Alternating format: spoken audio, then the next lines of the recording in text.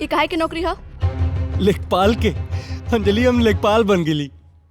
एके सैलरी कितना होला? 35 से 40 हजार। एके ड्यूटी कहाँ लगी?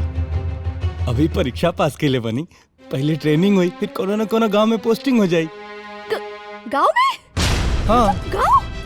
गांव? अंजलि परेशान काहे हो रहल बाड़ू? तोके तो खुश होके के चाही, इतना अच्छा नौकरी लागल बा। अरे इतना कोनो खुशी के बात नहीं है कि हम पूरे घर में नाची। ये तोहरा खातिर बड़का नौकरी हुई, हमरे खातिर ना। हम तो सोचे रही हमार हस्बैंड डीएम एसडीएम हुई, बन गईली लेखपाल। ये कोनो नौकरी है?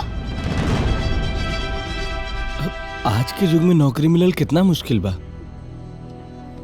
ये सब तोहरे भाग से मिलल बा। हमरा भाग्य में बड़-बड़ सपना रहे, ये लेखपाल की नौकरी ना। देखा अमित, ये तोहरा लेखपाल के नौकरी तोहरा भाग्य से मिलल बा, हमरे भाग्य से ना। और हम तोहरा खातिर अपन सपना छोट ना करब। देखा अमित, हम नहीं चाहत कि हमार हस्बैंड एगो छोट-मोट के नौकरी करे। ये नौकरी के छोड़ दा और डीएम एसडीएम के नौकरी के तैयारी करा प्लीज। हमरे रानी के भाग से उहो मिल जाई, लेकिन अभी नौकरी छोड़ल ठीक नहीं खे। ना जाने कितना लोग छोट नौकरी के बड़ नौकरी के चक्कर में छोड़ देले और आज बेरोजगार बन के बैठल बाड़े। देखा अमित, हम तोहरा से हाथ जोड़ के कहा तानी कि ई नौकरी के छोड़ दा और बड़का नौकरी के तैयारी करा प्लीज। ठीक बा, बड़ नौकरी मिल जाई तो ई नौकरी छोड़ दे पक्का। अरे का पक्का गच्चा? रउआ से कह रहल बानी ना कि हमरा के लेखपाल के वाइफ नहीं के कहलाई के, समझे नहीं के आवत रउआ के? अंजलि थोड़ा धीरे बोला, माई बाबूजी सुनिए तो का सोची हैं? हमार जिंदगी बर्बाद हो रहल बा, सपना टूट रहल बा और रउआ के ई बढ़ल बा कि केहू हमरा बारे में का सोच रहल होई। हमार कोनो फिक्रे नहीं के। अंजलि का भइल? अंजलि माई। हाँ बेटा। माई।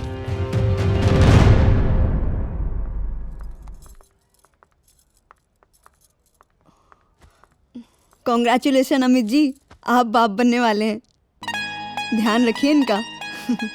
जी थैंक यू डॉक्टर साहब। ओके जी।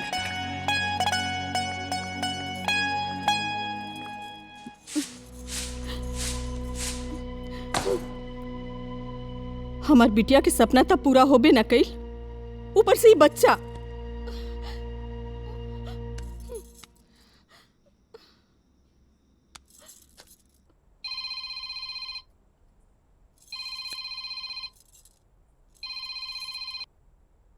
हाँ माई, गोड़ लागत तनी। अरे हम तोरा के का आशीर्वाद दे, हमरा के तो कुछो समझ में नहीं आ रहल बा। काहे? का हो गइल? अंजलि, का तू इहे सपना देख ले रहलू कि तू एगो लेखपाल के बीबी का हवा? बोला? देखा अंजलि, अमित के हमेशा याद दिए तेरैया कि ओकरा के जिंदगी भर लेखपाल के नौकरी ना करे के बा, ओकरा के कोनो बड़ा नौकरी करे के बा।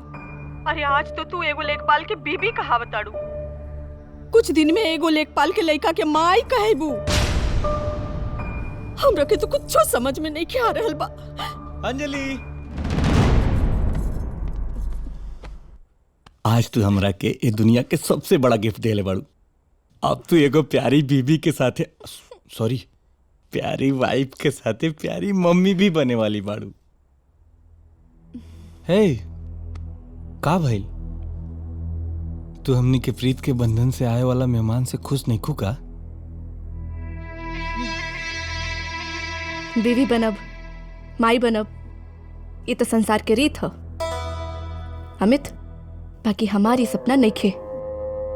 तू का चाहता रो कि हमार होके वाला बच्चा ये परिवेश में जन्म ले, ये अभाव में पले बढ़े? हम नहीं चाहत कि हमार बच्चा ये छोट से गांव के घर में जन्म ले और तोहारू 20 साल पुराना टूटल फूटल स्कूटर पे बैठ के पढ़े जाए। हमार सपना बा कि तू बड़का डीएम बना, और जब तक तू बड़का डीएम न बनबा हमरा के कोनो बच्चा न चाहिए। अंजलि, हमनी के गुड़िया अपना साथे अपन सौभाग्य लेके दुनिया में आई। जन्नू गुड़िया के मम्मी। ओह, तू पहले से ही सोच ले बड़ा कि गुड़िया ही आई। हाँ, हमरे प्यारी गुड्डी जैसन वाइफ के अंगना में एगो गुड़िया ही आई। और वैसे भी हमके तो गुड़िया ही चाहिए। वाइफ वाइफ के मतलब भी जाने ला? वाइफ के मतलब हमार जान, हमार प्यार, हमार संसार, हमार सब कुछ। हमार कुछ नहीं खे। हे, आज दुद्दू खुशी से अपन परिवार कितना खुश बा। माई, बाबूजी, पल्लवी, अगर वो लोग के पता चले कि तू ऐसा सोचतारू तो वो लोग के कितना दुख हुई। वाह, तोहरा के अपन परिवार के खूब चिंता बा। हमार दुख, हमार सपना के कोनो चिंता फिकर नहीं खे। तो हर दुख हमार दुख, हर सपना हमार सपना। तो हर एक एक सपना के पूरा करे खातिर हम कुछ भी करब, ये हमार वादा बा। ए साथी, हाथ में हाथ मिलावा आ तू वादा करा कि प्यार के बंधन कबो टूटे ना। पक्का? सच्चा।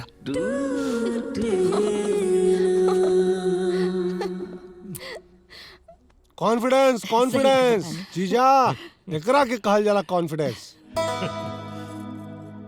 हमरा के अपना भगिना पे पूरा भरोसा रहे। और वेद प्रकाश जी, रउआ के तो मशहूर वकील राय बहादुर की बात पे आज बड़ खुशी मिल रहा है। काहे कि राउर दामाद लेखपाल हो गए। सही कहा तानी राय साहब, आज तो बहुत बड़ा खुशी के दिन बा।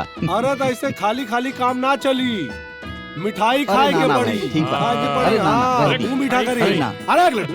अच्छा ठीक बा, लेते। राउर दामाद लेखपाल हो गए, महाराज रउआ है। अरे तो इनकरो दी। ले लीजिए, एक ले ली ना। अरे ना, जाने ला फिर भी। एगो ले ना, एगो। जाए दे, उनके तो डायबिटीज बा। रउआ खाई ना। खाई हाँ पल्लवी, हाँ, तोहरा के भी बहुत बहुत बधाई। तोहरों के बहुत बहुत बधाई हो। धन्यवाद। अच्छा, तार पढ़ाई लिखाई कैसन चलता?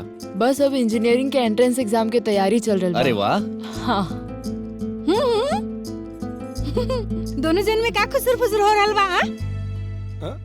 अरे कुछ ना मामी जी, हम कहत रहे कि माई कुछ दिन से अंजलि दीदी के बहुत याद कर रहा बिया। समधी जी, हमने चाहत रहने की अंजलि के कुछ दिन खातिर घरे लेके जाई। हाँ हाँ हाँ। हाँ हाँ, कहे ना, अगर अंजलि बिटिया घरे जाए के चाहतिया तो आप खुशी खुशी ले जाई। धन्यवाद। अरे जैसे ई घर वैसे वो घर, जहाँ चाहे रहे। वैसे भी अमित बेटा कुछ दिन खातिर लेखपाल के ट्रेनिंग में जात हवन। हमरा तरफ से कोनो एतराज नहीं के का जी। अरे रउआ के जौन उचित लगे उहे करी।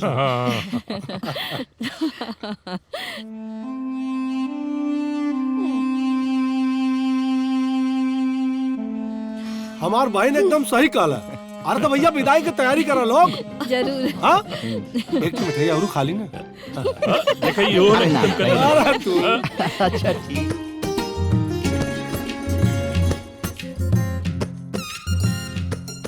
भौजी, हम ही पल्लवी, राउर एक लौती ननद। हम अपन भैया से 5 साल छोट बानी, तो हमरा से कैसन शर्म।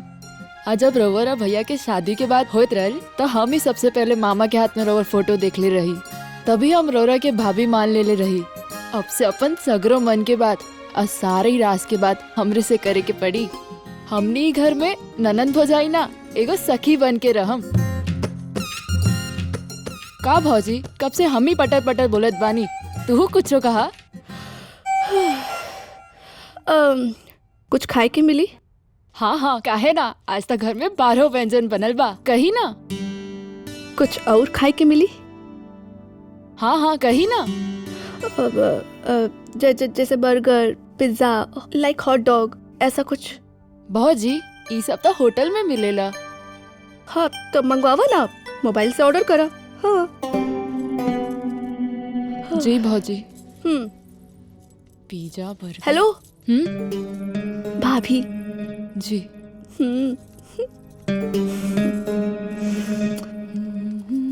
माई,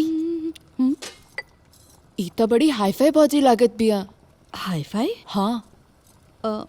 अच्छा एक काम करा, दुल्हन के कह दिया कि बढ़िया से तैयार हो जाए, पड़ोसी सन देखे आवे वाला बाड़न। अभी देखा देखी कैसे हुई? भौजी के खाना खाए के बा। हाँ तो थरिया में निकाल के दे दा ना। वो घर के खाना ना, वो होटल के खाना ऑर्डर करे के कह रहल बानी। होटल के खाना? हाँ, और वो पिज्जा, बर्गर और hot dog. Pizza, burger, dog का होला? अरे ये तो कोनो कुकुर के नाम है ना। ना दीदी, ये अंग्रेजी खाना के नाम। हाँ। अच्छा तो मंगवा दा, खाए के मन होगी। ठीक बा।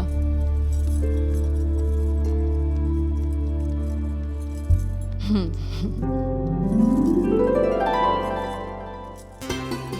पल्लवी के माई एकदम चांद के चांदनी निहन बिया तोहर बहुरिया।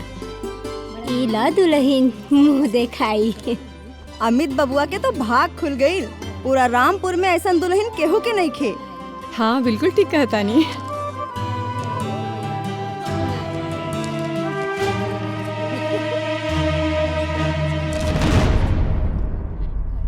ई ले दुल्हन।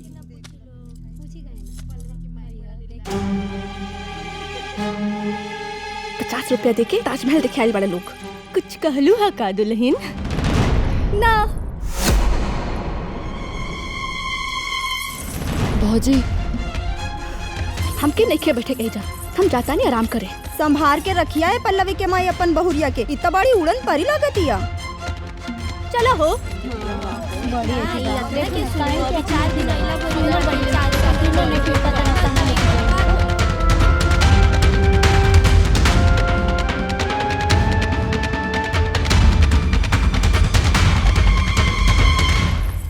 का भल भौजी? डोंट कॉल मी भौजी से भाभी। और लागत है गांव के सगरे लोग बेरोजगार और गरीब हुए जे 50 के नोट लेके हमरा के देखे आगे बाड़े। हाँ, इतने से तो मेकअप के सामान ना आई। तकाई राजा महाराजा कोनो जमींदार के घर बा। हाँ तो आज ना तो काल हो जाए, फिर देखिए हमार ठाट बाट। टेंट वाले के 22,000 रुपया, बैंड वाले के 15,000 और कार सजाई के 7,500 रुपया। ये सब का पेमेंट तो हो गए। बाप रे बाप, बेटा के बियाह में इतना खर्चा भइल हो तो हमरे बेटी पल्लवी के बियाह में कितना खर्चा हुई? बेटा अमित, अब तो के नौकरी करही के पड़ी कहीं न कहीं। का है जी? का हो हैं? पतो आते सब कुछ भुला गेलू का? हमके तो कोनो पूछते ना बस सवेरे से। अरे चाय पानी कुछ मिली? हाँ एगो बात कही। कहा? अमित के बाबूजी पतोहिया के तो बात करे के सहूरो नहीं खे। अच्छा, पतोह के आते ही सासूगिरी दिखाए लगली। अरे नया घर हो, नया लोग बाड़न, धीरे धीरे सबसे घुल मिल जाए, ठीक है ना? और अमित तो करा के सब समझा दी। अब खड़ा का बड़ू? अरे नाश्ता ना तो कम से कम चाय तो भेज बाबा। हाँ लेके आओ तानी। अच्छा तू लोग विदाई के वक्त कहाँ रहला? इस सुबह सुबह की वजह से सब बात बोले जरूरी बका। भाभी की एगो सहेली के पसंद आ गेल रहे और वही की पीछे हमने के लेके चल गेल रहा। अच्छा अमित भाई हम बताओ नरेंद्र के शादी भइल बा, तोरो शादी हो गई तो हम का कुंवारे मर जाई। तय को सहेली पसंद आ गई शादी में तो चल गई नहीं पीछे, मगर वो हमार काम ना भइल। धारक को काम ना हुई। अच्छा ठीक बा, हम चलत छी। अरे भाई अच्छा ये बताओ, आज हमनी के बीच तोहर मन काहे नहीं लागत? हाँ अमित भाई। हाँ यार देखा यार, हमनी के लाइफ में बहुत कुछ करे के बा। अकेले कुछ करत रही जा, लेकिन अब जिम्मेदारी आ गई बा। हमरा लाइफ में अंजलि आ गई बड़ी। ओहो, शादी के लड्डू तू खा रहा बड़ा और हमनी के पार्टी के दी। भाई पार्टी से हमरा का याद आ गई, नरेंद्र के शादी में हमनी लोगों ने खूब पार्टी कर ले जाना है ना? हाँ तो हमनी के पार्टी कहाँ है? पार्टी अरे सुनो भाई, हम तू लोग के निराश ना करब, हम व्यवस्था कर देता नहीं। बाकी हमके माफ कर दिया लोग, हमके बहुत मेहमान के छोड़े भेजाए के। और हाँ, नहीं क्या मेहमान के स्वागत भी करे के है।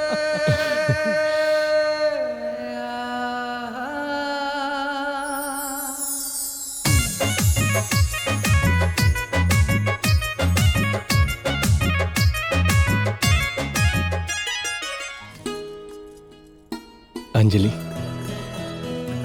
तोहरा के अपना जीवन साथी के रूप में पाके हम बहुत खुश बानी। हमरा तो विश्वास नहीं के होत कि हमरा साथे एक के कॉलेज में पढ़े वाली अंजलि आज हमार धर्म पत्नी बाड़ी। आज हम अपना मिलन के पहला रात के यादगार बनावे खातिर तोहरा खातिर एगो छोट उपहार लाइल बानी। कैसन बा?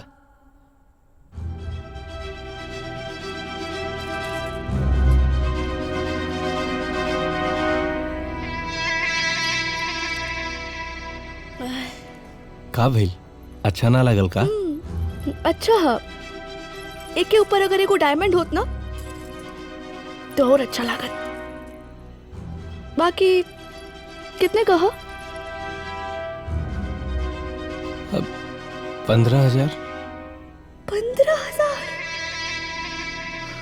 अब एक दिन तोहरा खातिर डायमंड के भी अंगूठी ले आ दे।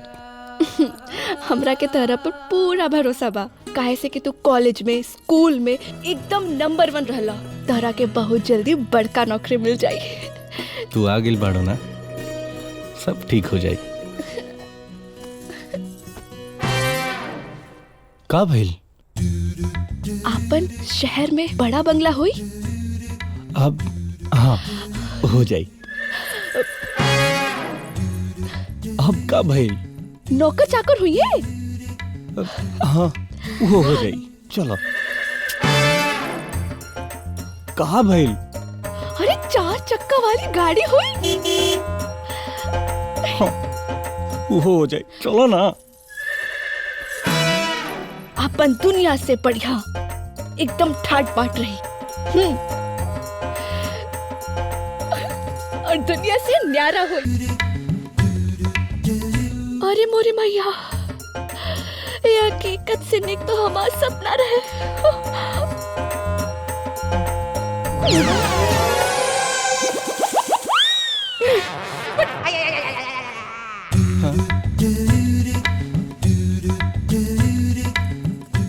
अरे पल्लवी जी कहाँ जाता रही? भौजी की चाय देवे जाता नहीं। तू रह दे, हम दे दे। बाबूजी के संस्कारी बन गईले भौजी के आज्ञाकारी। रील बनाने से मना करने पर बहू नाराज होकर ससुराल से मायके चली गई। का समय आ गई बा। ये मोबाइल भी ना अच्छे अच्छे रिश्ता के तोड़ रहा बा। अरे पल्लवी, अकेले काहे खाना बनाता रू? अपने भौजी के बुलाला बेटा। माई हम गल रल भौजी के बुलाए, लेकिन वो कहलिन कि का हमरा के खाना वाना बनावे ना आवेला। तो चली रोरा के हम सिखा देम। हमरा के सिखेओ के भी नहीं खे। हम एजा ई सब करे नहीं खाइल बानी। अच्छा सुना जी, हमरा खातिर एक कप चाय बनाई दा। जी अच्छा, अपने बाबूजी के लिए चाय निकाल दो। ठीक बा।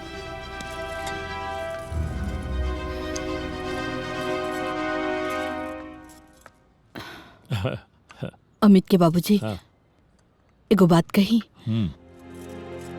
बहुरिया के तो खनुआ बनाव के सहूर नहीं खे। अच्छा एक बात बतावा, तू जब बियाह के आल ललू तो तोके खाना बनावे आवत रहल? वो तो हमार माई तोहरा के 12 व्यंजन बनाए सिखा देली। वैसे ही वहू ना तो से और पल्लवी से सीख जाए। बाकी अमित सब संभाल ले।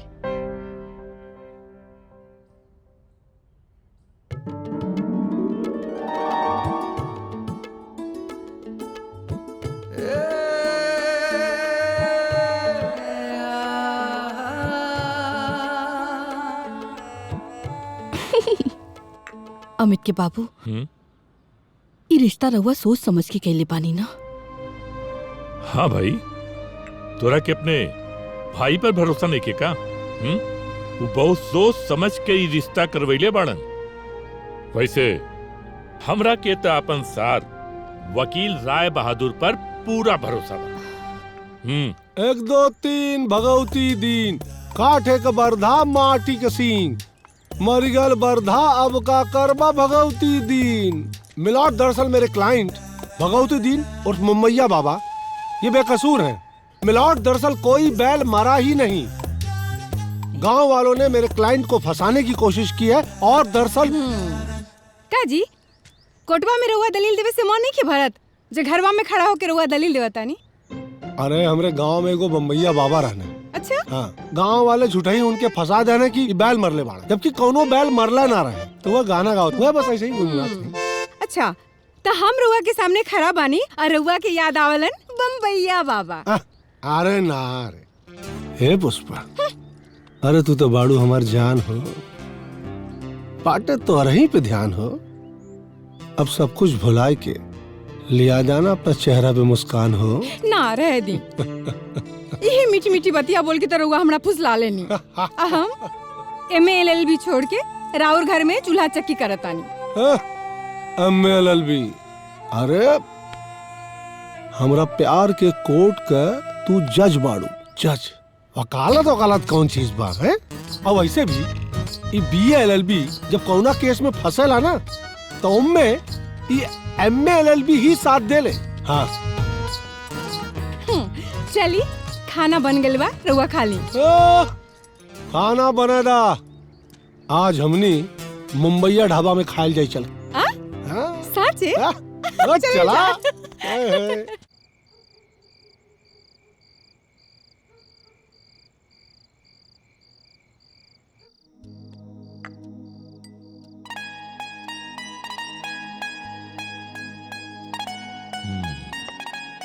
आज तो भाई खाना खा के आनंद आ गए,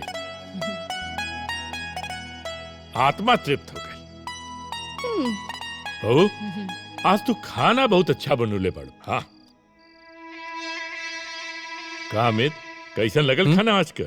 बहुते बढ़िया बाबूजी। हम कोनो खाना वाना नहीं बनवले बानी।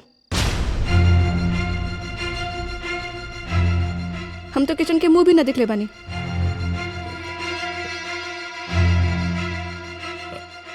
कोनो बात ना, काल तू खाना बना दिया, फिर हम ही लोगन के बताई कि हमार बहू कितना अच्छा खाना बनावेली।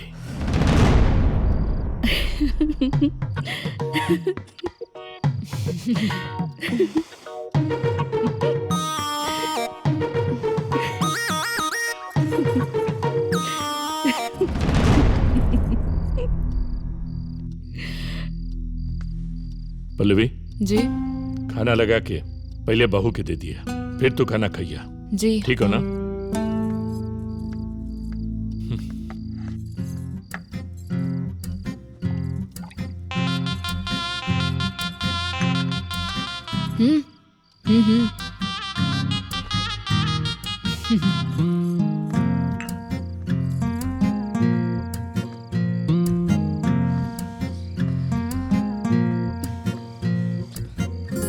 अमित, ये जौन कुछ भी हो रहल बा ना, हम अपना सपना में भी ना सोचले रहनी। तो गुस्सा में ना बहुत सुंदर लागेलू। ये प्यार मोहब्बत की बात ना बड़का नौकरी लागे की बात करिया। नौकरी आज ना तो कल लगी जाई। तो नौकरी लागे से पहले काहे ब्याह कैला? बोला। अंजलि, इस 7 जन्म के बंधन हम तो के कॉलेज से ही जानत रहली, लेकिन वो विधाता हमनी के जोड़ी बनवले। तुहार हाथ हमरा हाथ में थमा दिए। अमित को बात बोली। हम तोरे से कितना भी गुस्सा रही, लेकिन तू अपन मीठ मीठ बतिया से हमरा के रिझाई लेवेला। और तुहार ये अंदाज पे ना केहू भी रिझ जाए। तू अगर केहू और लड़की से भेंट के लिए होता ना तो ओहो तोहरा से ब्याह कर लीत। हमरा के केहू और ना चाहिए, हमरा के हमार अंजलि चाहत रही, वो हमरा के मिल गेली। आज हम अपना मेहरारू के अपना हाथे खाना खियाई। मेहरारू मेहरारू से वाइफ।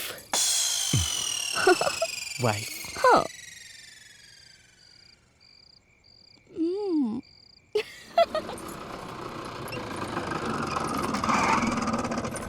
भैया, माई, बाबूजी,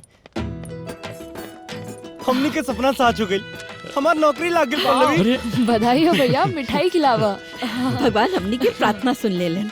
अब हमनी के भाग जाग गए। हाँ, ए बेटा, तू तो हमारा सीना गर्व से चौड़ा कर देला बेटा, बहुत अच्छा काम कैला। देखा अंजलि, हमार नौकरी लाग गई।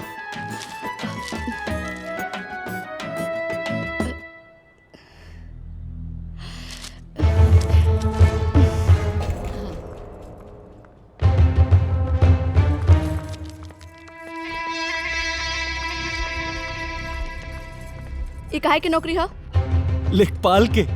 अंजलि, हम लेखपाल बन गेली। एक के सैलरी कितना होला? 35 से 40 हजार।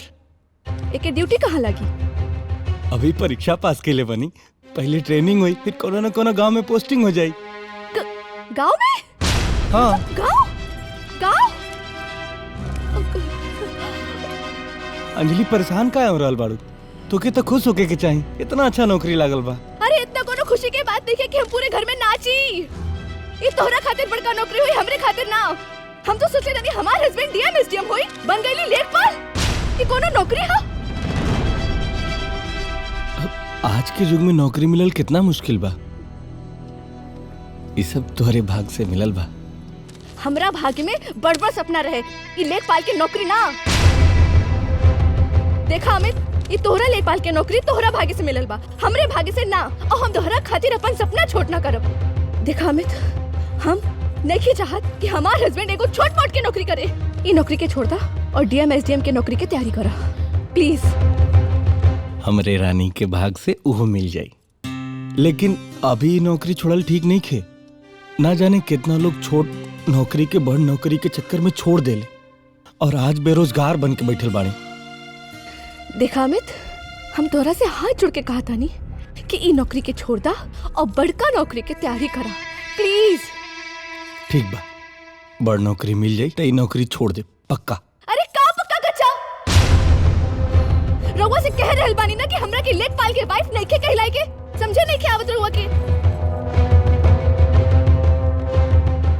अंजलि थोड़ा धीरे बोला, माई बाबूजी सुनिए तो का सोची है? हमार जिंदगी बर्बाद हो रहल बा, सपना टूट रहल बा और रउआ के ई बढ़ल बा कि केहू हमरा बारे में का सोच रहल होई। हमार कोनो फिक्र नहीं के। अंजलि का भइल? अंजलि माई, हाँ बेटा, माई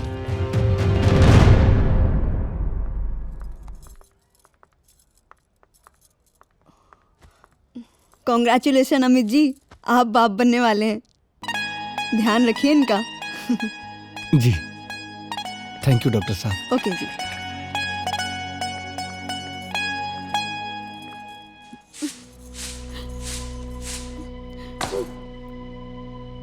हमार बिटिया के सपना तब पूरा होबे न कइल, ऊपर से ही बच्चा।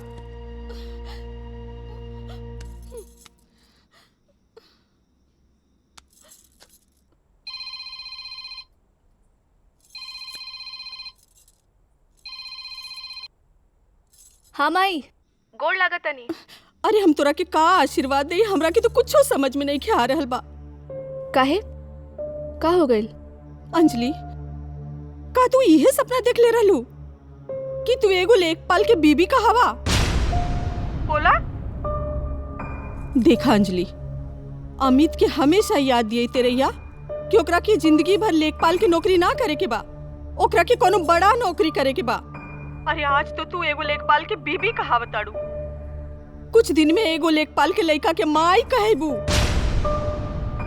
हमरा के तो कुछ समझ में नहीं आ रहल बा। अंजलि, आज तू हमरा के ये दुनिया के सबसे बड़ा गिफ्ट देले बाड़ू। अब तू एगो प्यारी बीबी के साथे, सॉरी प्यारी वाइफ के साथे प्यारी मम्मी भी बने वाली बाड़ू। हे का भाई, तू हमनी के प्रीत के बंधन से आए वाला मेहमान से खुश नहीं खुका? बीवी बनब, माई बनब, ये तो संसार के रीत है अमित।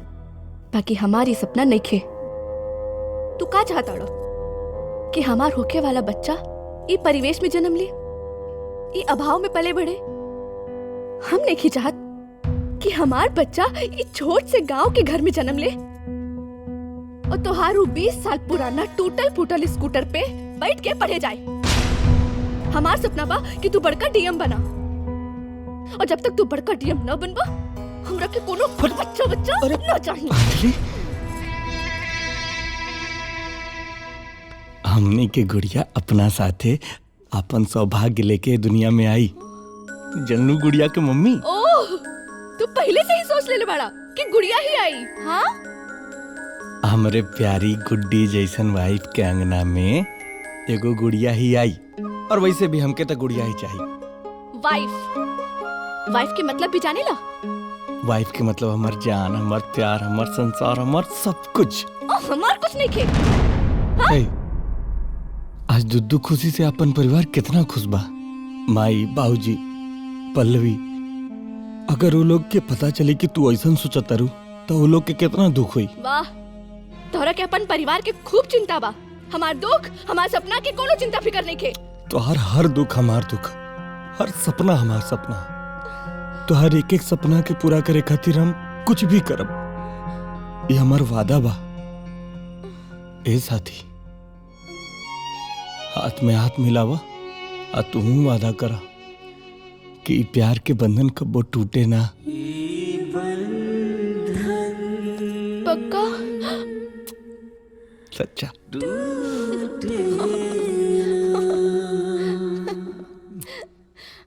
कॉन्फिडेंस कॉन्फिडेंस जीजा, एकरा के कहल जाला कॉन्फिडेंस।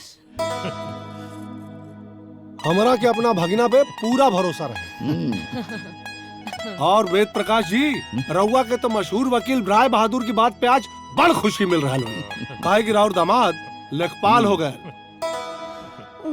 सही कहा तानी राय साहब, आज तो बहुत बड़ा खुशी के दिन बा। अरे तो ऐसे खाली खाली काम ना चली, मिठाई खाए के पड़ी। ठीक बा। खाए के पड़ी। अरे ना, हाँ, भाई, मुंह मीठा करी। अरे ना। अरे एक लड्डू। अच्छा ठीक बा, लेते। राउर दामाद लेखपाल हो गए, महाराज रउआ है। अरे तो इनकरो दी। अरे एक ले ली ना। अरे ना, एगो ले ना, एगो। जाए दी, उनके तो डायबिटीज बा। रउआ खाई ना। खाई। हाँ पल्लवी, हाँ, तोहरा के भी बहुत बहुत बधाई। तोहरों के बहुत बहुत बधाई हो। धन्यवाद। अच्छा, तोहर पढ़ाई लिखाई कैसन चलता? बस अब इंजीनियरिंग के एंट्रेंस एग्जाम के तैयारी चल रही है। अरे वाह। हाँ। दोनों जन में का खुसर फुसर हो रहल बा?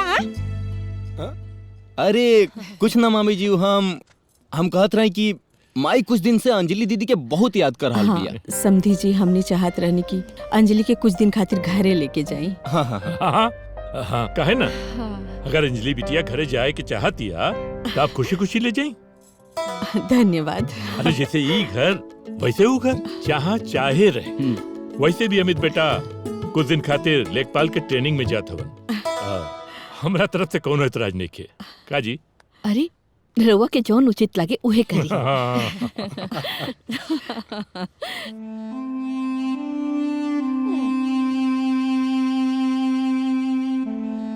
हमार बहन एकदम सही कहला। अरे तो भैया विदाई की तैयारी करा लोग। जरूर। हाँ, एक तो मिठाई और खा ली ना। देखिए और अरे तू। अच्छा ठीक बा।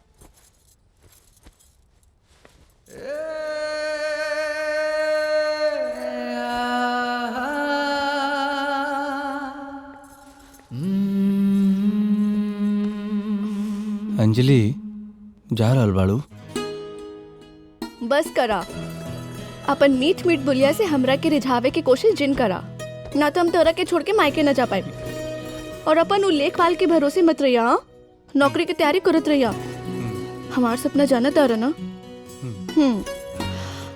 और वो अपन लेखपाल की नौकरी में ना ई गांव से ऊ गांव से ई गांव जाए के पड़ेला। तो हम अलमारी में अपने इम्पोर्टेड क्रीम पाउडर रख ले बानी, ओकरा के लगा लिहल करिया। काहे से कि हम नहीं चाहा कि हमार हस्बैंड धूल माटी में करिया हो जाए। अब यही से कहा था कि बड़का नौकरी की तैयारी करा तो एसी वाला गाड़ी, एसी वाला घर, एसी वाला बंगला सब हो जाए, सब हाई फाई ठाट बाट हो जाए।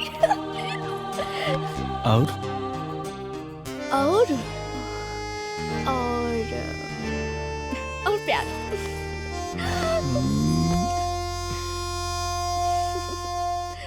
दुल्हीन। हाँ माई। चलिए छोड़ी। माई छोड़ी। अरे पागल। हमसे कुछ बताइबा कि का भइल बा? इतना टेंशन में बैठल बड़ा तू तब से। का हो? ले अमित आ गई। बड़ा अर्जेंट बुलैला लोग, कोनो बात बा का? अरे यार, जब से आइल बा अपने टेंशने में बैठल बा। अब तू ही पूछा। का हो? का बताई यार, शादी के बंधन इंसान की जिंदगी के सबसे खूबसूरत बंधन होला, जकरा में दो इंसान एक दूसरे के साथ साथ फेरे लेके प्यार भरल जिंदगी बितावेले। लेकिन प्यार भरल जिंदगी रुपया पैसा नौकरी के बिना ना बितावल जा सकेला का? और का प्यार के कोनो कीमत नहीं है? नरेंद्र, प्यार भरल जिंदगी के, अरे धन दौलत के इस दुनिया में कोनो मोल नहीं है यार। हाँ।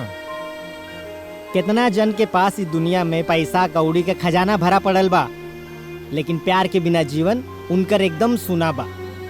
हाँ यार अमित, हम बहुत दिन से अपन मेहरारू को लेके घुट घुट के जी रहल बानी यार।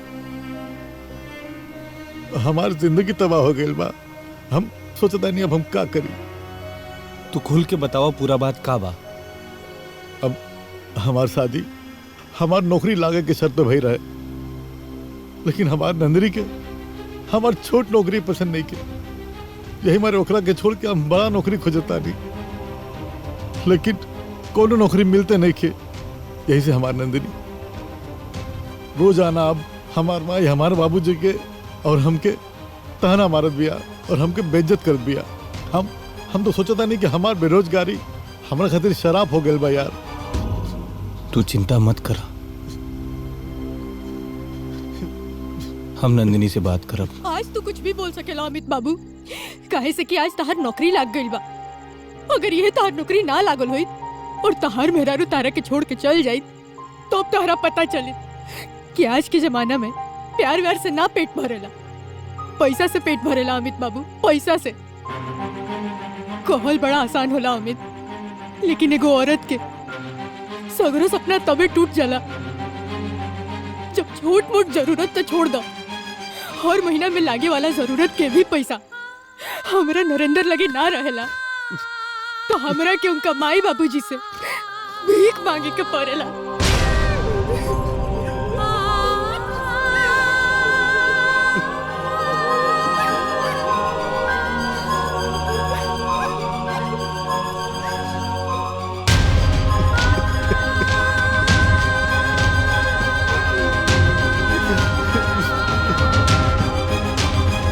हस्बैंड के तो बातें निराली बा।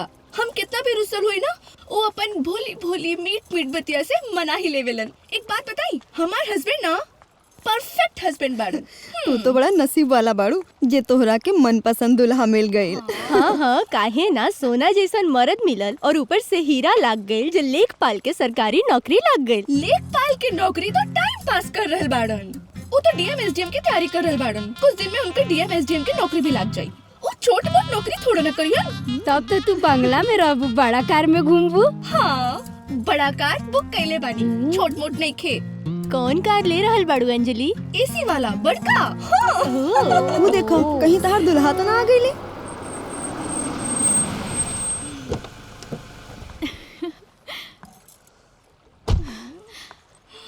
हाय अंजलि, का हाल बा? कैसन बाड़ू? बारो तू सब लोग धोखा खा गइलू ना? हाँ, कोनो लॉटरी वॉटरी लग गई का? लॉटरी ही लग गई इहे समझ ला अंजलि। एक्चुअली जेकरा से हमार माई बाप हमार शादी कैले रहन ना, वो पति के हम छोड़ देनी और हम आपन लवर दीपक के साथ ना गठबंधन कर लेनी। हाँ, और पता है जब से हम उनका साथे गठबंधन कैनी ना, बस हम अपने सपने के पंख लेके ना हवा में उड़ रहल बानी। और पता है वो हमके ना मुंबई में बड़ा घर, ये लंबी कार, रुपया, पैसा, ये लेटेस्ट मोबाइल सब देले बाड़े। और जब से ये फैसला हम कैले बानी ना, हमार जिंदगी में ऐश ही ऐश। हाँ, हमार तो मौज है। तू बतावा का हाल बा? अब हमार हमरो भी ऐश बा। हमार हस्बैंड भी एगो बड़का एसी वाला कार बुक कैले बाड़न।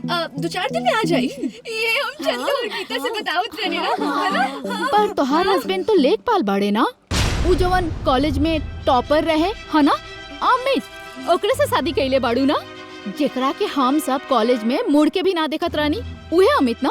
और लेखपाल के नौकरी करके के वो इतना बड़ा कार खरीद सकता का? हाँ, अच्छा अपन लेटेस्ट मोबाइल दिखावा। अरे दिखावा दिखावा, अरे दिखावा ना, दिखावा दिखावा। ई मोबाइल ई कितने के हवे? हाँ, ज्यादा से ज्यादा 10,000 20,000 के। देखा अंजलि, हम तोहर सहेली बानी, यही लिए तोहरा के समझावत बानी। अभियो कोनो देर नहीं खे भइल। हमार जैसन जिंदगी जिए खातिर तू वो फैसला कर ला, नहीं तो इस जिंदगी भर चूल्हा चौका करके ना इस चांद जैसन चेहरा ना कारी बदरी जैसन हो जाई। चल अब हम जात बानी, बाय।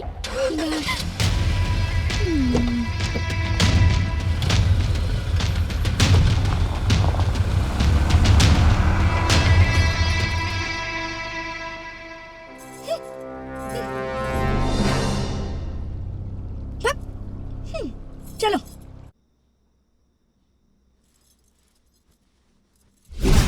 ओ अंजलि, तोहार सहेली पारो जवन सपना देखले रही ना पूरा कर लेली, और आज देखो मौज कर रही बिया। तू खाली बोलत रह गईलू कि हम ये सपना में भी ना सोच ले रही, और डीएम एसडीएम के बीवी बने के तो और सपना तो सपना ही रह गईले। खाली अब तू लेखपाल के बीवी कहलैबू, लेखपाल के बच्चा की माई कहलैबू। हरदम लेखपाल ना रही है।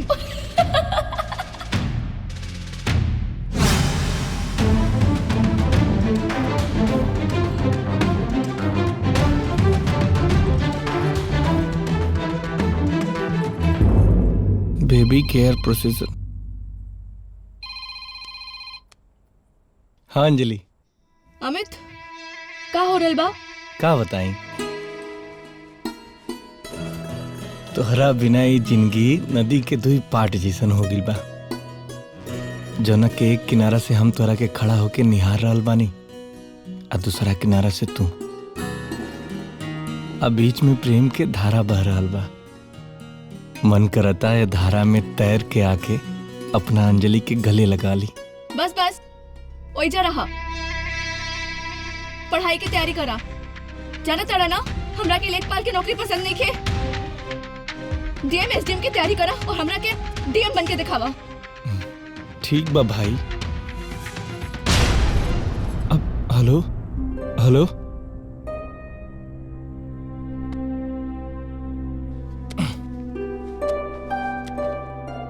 डीएम एसडीएम और ये लेखपाल, वहां से राइट जाओ, थोड़ा और राइट। जी सर। थोड़ा और पीछे। हाँ वहीं से नापो। कितना हुआ? 85 भाई सर। ओके। 85 माइनस। अरे लेखपाल जी के काम खत्म होला के बाद उन्हों गोराई करे के बाद चलो चलो। Hello hello. हाँ हाँ यहाँ हो भाई वो नरेंद्र सुसाइड कर ले बा। का? हाँ हम आओ तक।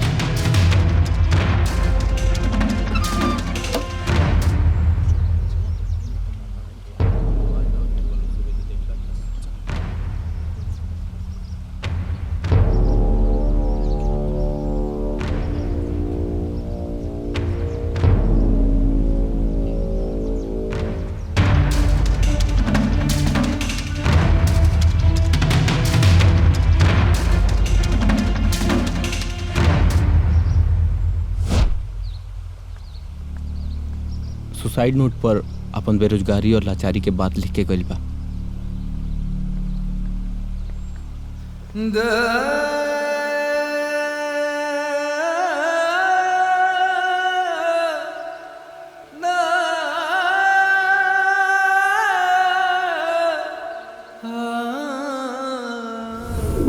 हमार शादी हमार नौकरी लागे की शर्त पे भई रहे, लेकिन हमार नंदी हमार छोट नौकरी पसंद नहीं खे। यही मारे ओकरा के छोड़ के हम बड़ा नौकरी खोजता नहीं, लेकिन नौकरी मिलता नहीं तो हम क्या करी। यही से नंदिनी हमार माई हमार बाबूजी और हमके रोजाना ताना मारती यार। हमके तो लगा था कि हमार बेरोजगारी हमरा खातिर को शराब बा यार।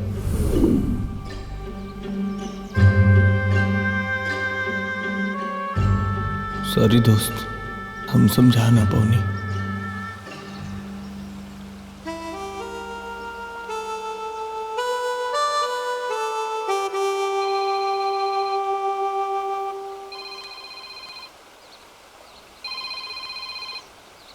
हाँ अंजलि।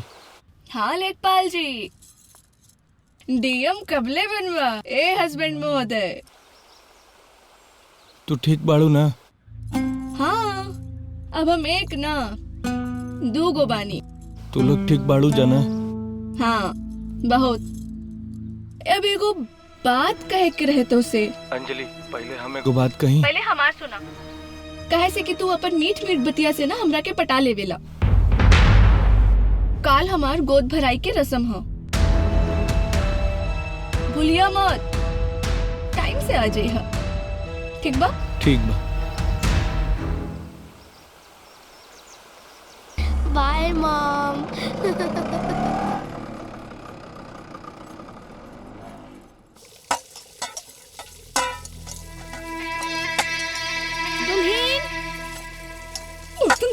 तुम्हारी जिंदगी नहीं। दुल्हीन जी बाजी, शॉल ले ले आवत तो। आवत ओनी।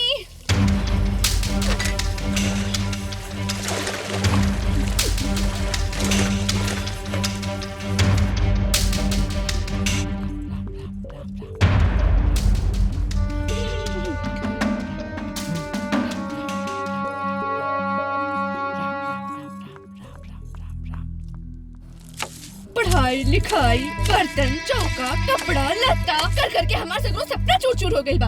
अंजलि बिटिया, जी बाबूजी। तनी चाय लिया बता। लावत आनी।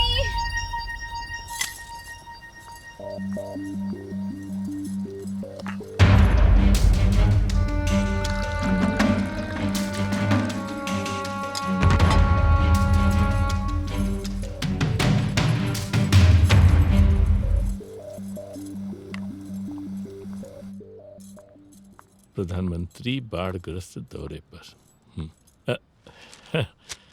द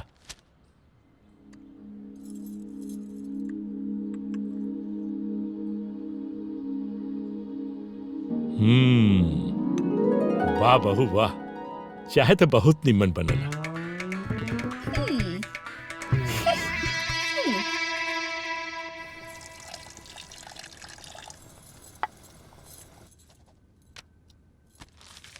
भाभी, क्या है? हमारे इतिहास वाला किताब कहाँ बा? इतिहास वाली किताब कहीं भी?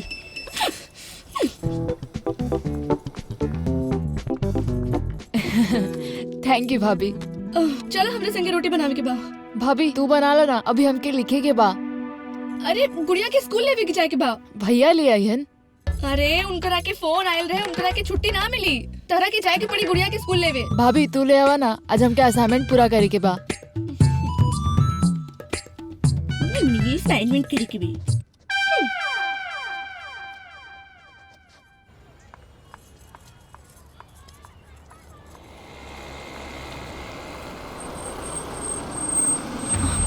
अंजलि,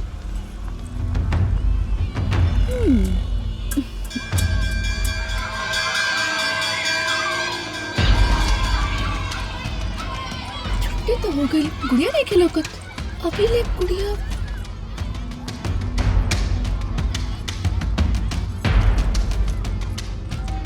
हाय अंजलि। अरे वाह, तू एजा का कर रहल बाड़ू? और तोहार कार कहाँ बा? कार?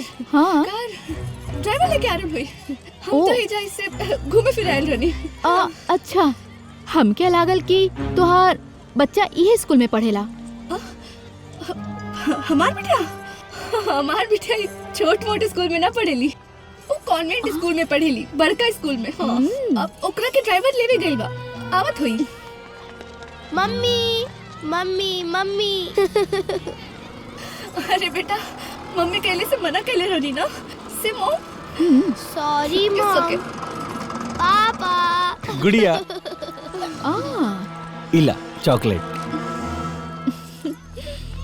अरे पारो, का हाल बा? हम तो एकदम हाई फाई बानी। बाकी तोहार इतना बड़ा कार देख के दिल खुश हो गइल बा। इतना बड़ा कार।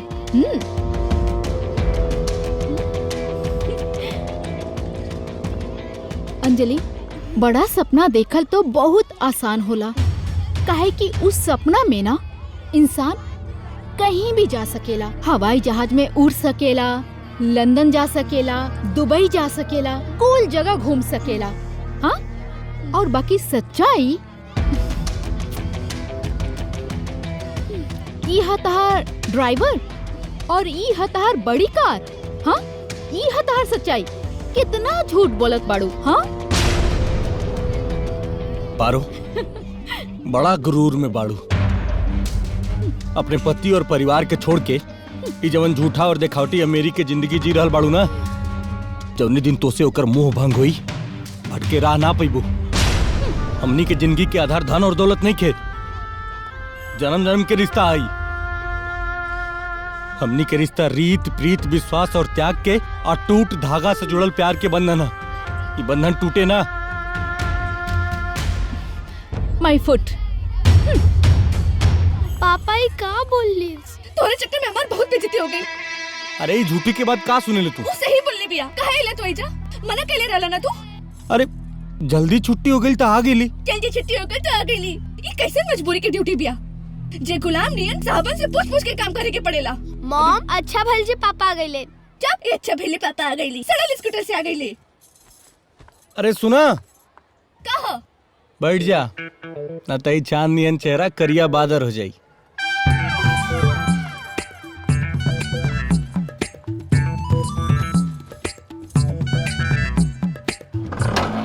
अमित, ई गरीबी की काल कोठरी में रह रह के ना हमार दम घुटे लागल है। ई न जाने कोने बंधन में बन के ई जाके हम बंधन में हो गइल बानी। अंजलि का बोल रहल बड़ू तू? सच बोल रहल बानी।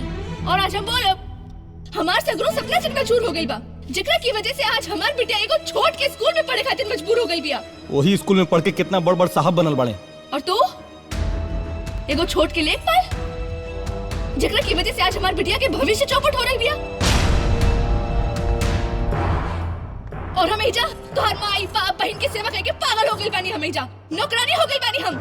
अरे हमार जिंदगी के कोनो वजूदे नहीं खे, कुछ फुर्सत के पले नहीं खे। हमार जिंदगी राख हो गइल बा। 8 साल से तुम्हारी लबरी बात के झांसा में आके अब हम अपन सपना राख के दिले बानी, अपन जिंदगी बर्बाद के दिले बानी। अरे तुम्हार झूठा सपना के चलते ना हम अपन असली के सपना भुला गइल बानी। जन्म जन्म के साथ और प्यार के बंधन तबे नीमन लागेला जब धन दौलत रुपया पैसा से घर और मन दोनों भरल रहे। हम अपन जिंदगी अपने हिसाब से जिए के चाहता नहीं। ये घर की बेड़ी में बंध के नहीं खे, आजाद होके के चाहता नहीं हम। तो जा अपन जिंदगी अपने मन से जी ला। अपन जिंदगी अपना मर्जी से जिए खातिर आजाद बढ़ तू।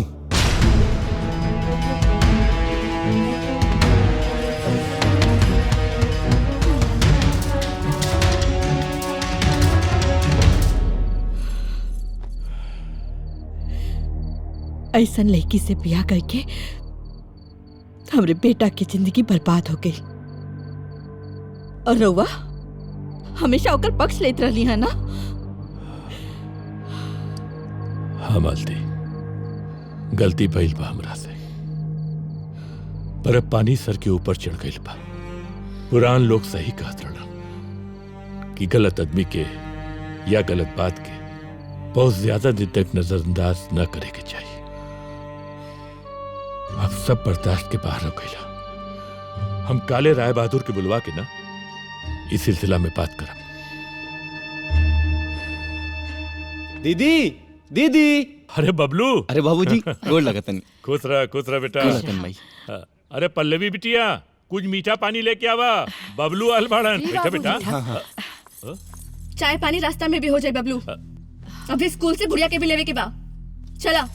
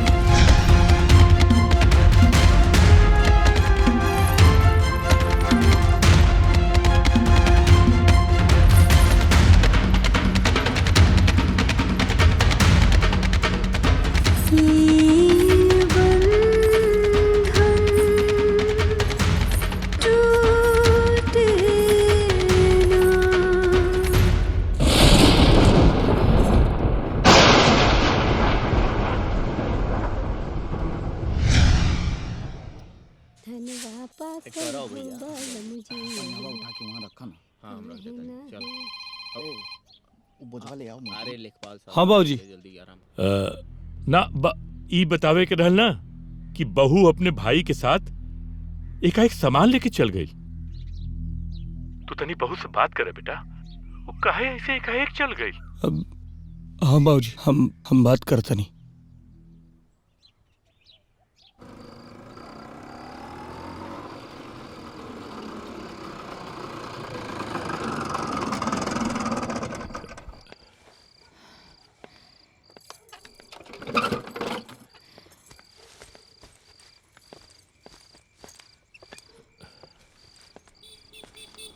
बाबूजी अभी हम अंजलि के घर से ही आवत नहीं। वो थोड़ा अभी नाराज भी आ। आप लोग चिंता जिन करें, जल्दी ये वापस आ जाए। अच्छा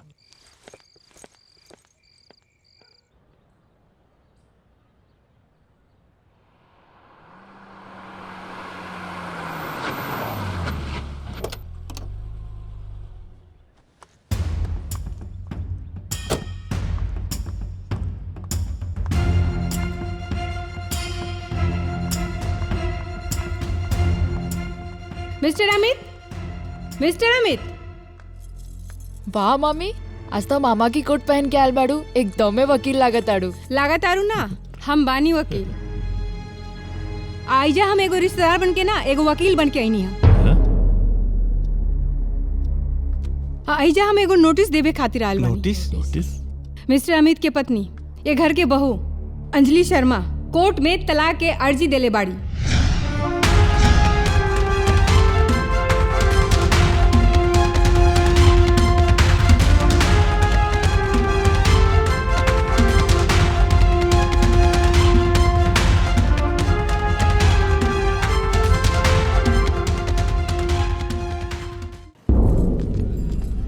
योर ऑनर, मेरी मुवक्किल अंजलि शर्मा, जिसकी अपनी जिंदगी जीने के बड़े बड़े सपने थे, लेकिन इसके विपरीत इसकी शादी एक साधारण परिवार में कर दी गई, अमित पांडे के साथ। दूसरी तरफ अमित पांडे, जो बड़ी नौकरी का झांसा देकर अंजलि शर्मा को बहुत ही चालाकी से अपने प्रीत प्यार के बंधनों में बांधता चला गया, जिसके चलते इनके जीवन में गुड़िया जैसी बच्ची आ गई।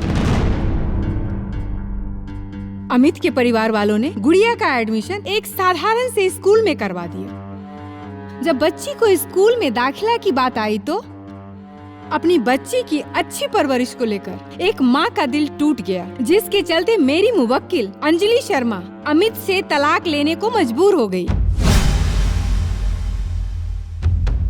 इसलिए अदालत से दरख्वास्त है कि अंजलि शर्मा के तमाम सपनों को देखते हुए उसके बच्चे के अच्छे परवरिश के लिए अमित से उसका तलाक मंजूर किया जाए, ताकि वो अपनी खुशहाल जिंदगी अच्छी तरीके से जी सके।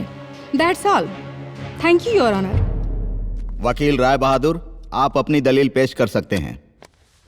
Thank you your honour. Your honour, मैं श्रीमती अंजलि को विटनेस बॉक्स में बुलाने की इजाजत चाहता हूँ। इजाजत है।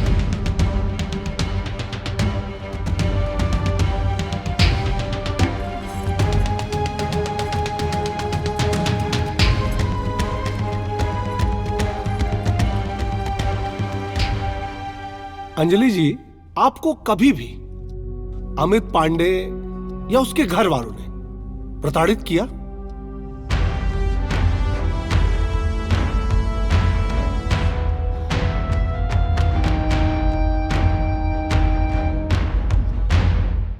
अंजलि जी, अदालत इशारों की भाषा नहीं समझती है, थोड़ा जोर से बोलिए। नहीं नहीं मिलॉर्ड, नहीं।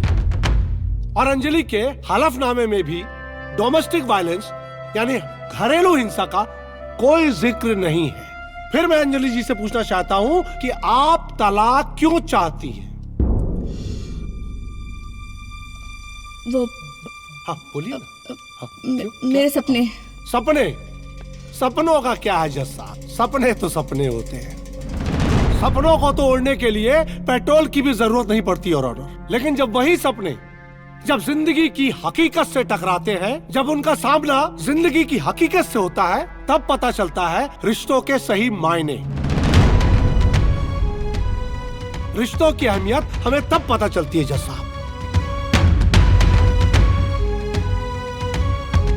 मेरी अदालत से दरख्वास्त है कि अंजलि जी का तलाकनामा नामंजूर किया जाए और पति पत्नी को हंसी खुशी साथ में रहने का आदेश पारित किया जाए, ताकि समाज में ये संदेश जाए कि जिंदगी की सही पूंजी प्रेम है, प्यार है, न कि पैसा।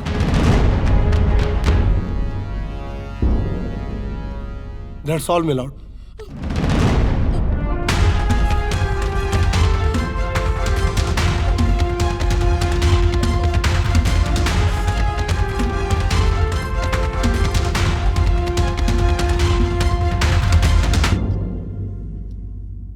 दोनों पक्षों की दलीलें सुनने के बाद यह अदालत इंडियन पीनल कोड के हिंदू मैरिज एक्ट के सेक्शन 13B सब सेक्शन 2 के तहत पति पत्नी को एक दूसरे को समझने समझाने के और तालमेल बनाने के लिए 6 महीने का वक्त देती है। यदि 6 महीने में पति पत्नी का एक दूसरे के साथ सामंजस्य नहीं हो पाता है तो यह अदालत इस तलाक को अपनी मंजूरी दे देगी।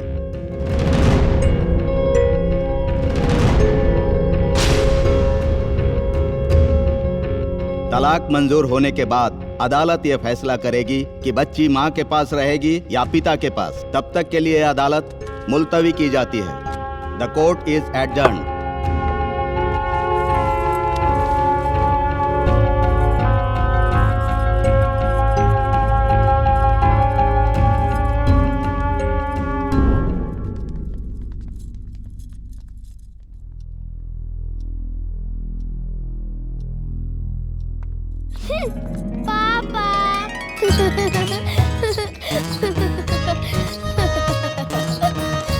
इला चॉकलेट। पापा।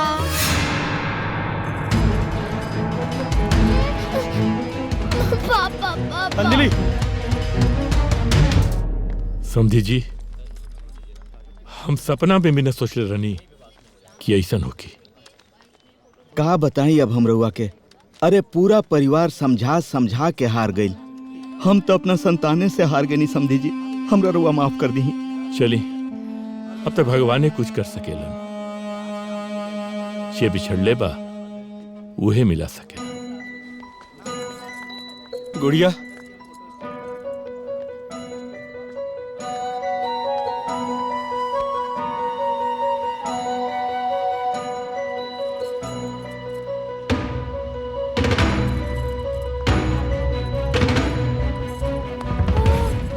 गुड़िया हमरे साथे रही। गुड़िया,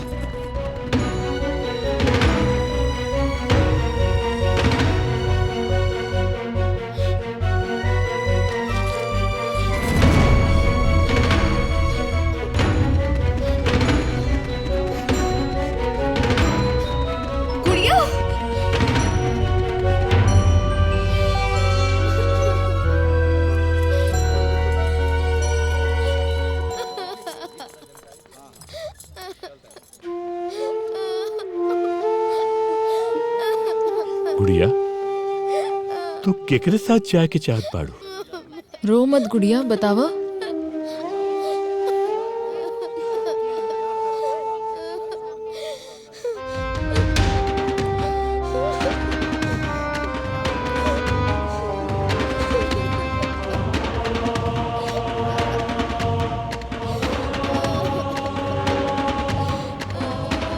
हाँ गुड़िया, बोला।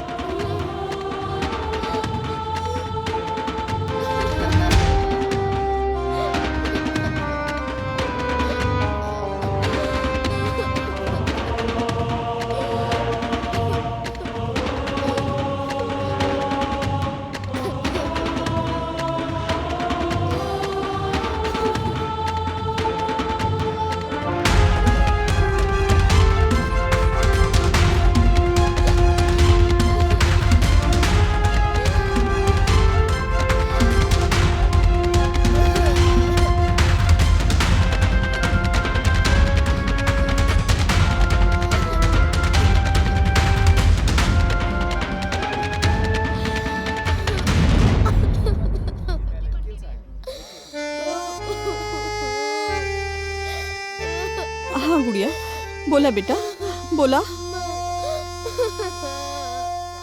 मामा मामी के संगे जाए।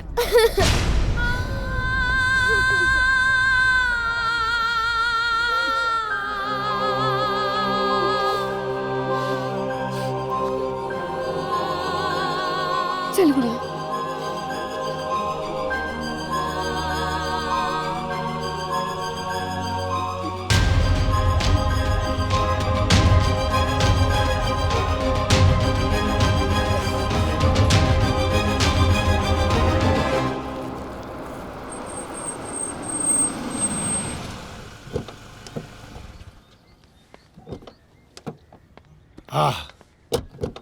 अब आ जा बेटा। चला बेटी चला।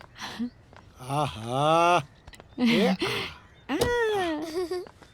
ई ले ई हा हमनी का नया आशियाना।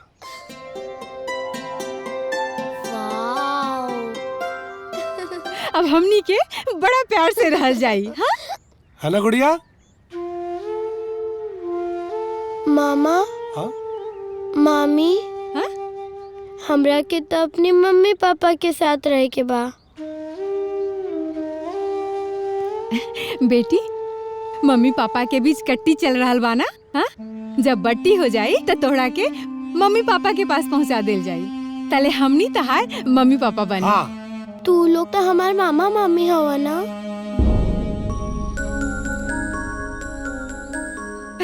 हाँ चलो तोरा के आइसक्रीम खिलाइब, हाँ। हलवा खिलाइब, खीर खिलाइब, जौन जौन कहबू हम सब कुछ बनाइब। हाँ? हमार पापा तो हमके चॉकलेट खिलावेलेन। तो चॉकलेट भी दे। देखा बेटा ये घर में तू जवान चीज मांगू सब तोहरा के मिले। हाँ मामा मामी तो हमारी मम्मी पापा के बुलवा दा ना। का भइल? अरे हमारा बच्चा आओ चला पहले घर में चला।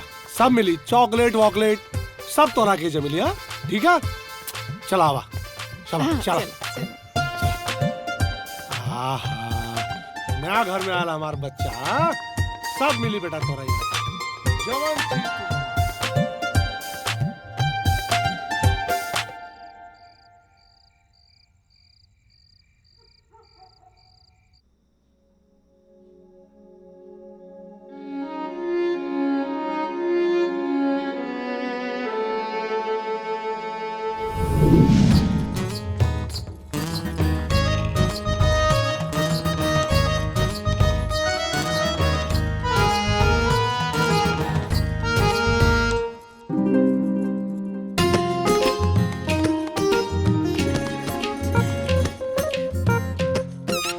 प्लीज मॉम आवा ना।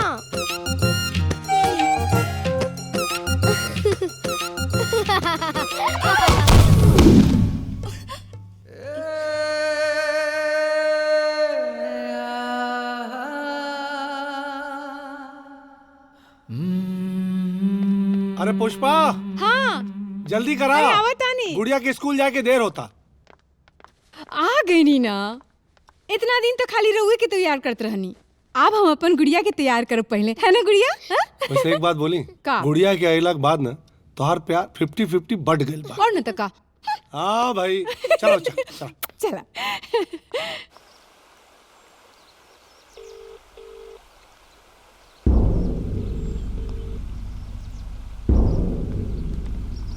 अमित तू ऐजे बैठल बड़ा? अरे हमने इनके कहाँ कहाँ ना खोजनी। अच्छा एक बात बतावा, भाभी से कोनो बात भइल? अंजलि फोने नहीं खे उठावत। तो मैसेज करो। जवाब नहीं खे देत। तो चला ना घरे चल के मनावल जाई। चला। अंजलि के दिमाग पर अमीरी के चादर पड़ गई बा। उनका हमार प्यार नहीं खे दिखाई देत। आज हम ये सोच रहल बानी कि नरेंद्र के ऊपर का गुजरल हो यार। हम अंजलि के परेशान नहीं कर चाहत, लेकिन चिंता हमरा गुड़िया के बा। वो अम्मी के बिना कैसे रही यार। I miss you mummy. I miss you पापा। पापा पापा। गुड़िया पापा मामा मामी। ला बच्चा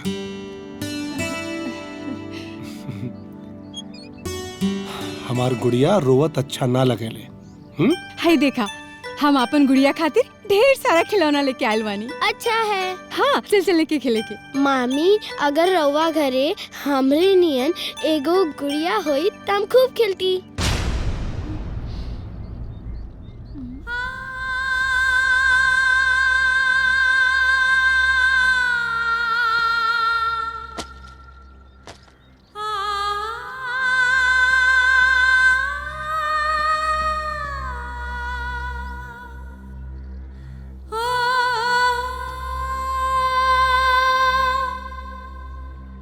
हम होता नहीं बेटा। हैं? जी मामा जी।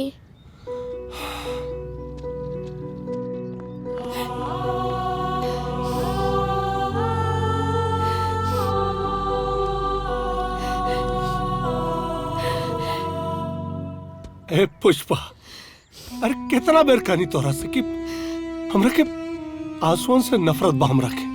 अरे बहुत कीमती बाड़ई। हम रुआ के कितना मार करनी कि रुआ दूसरे शादी कर ली, लेकिन रुआ हमार बात नहीं की माना। ऑब्जेक्शन मिलॉट। अरे अजीब बात कर रहल बाड़ू।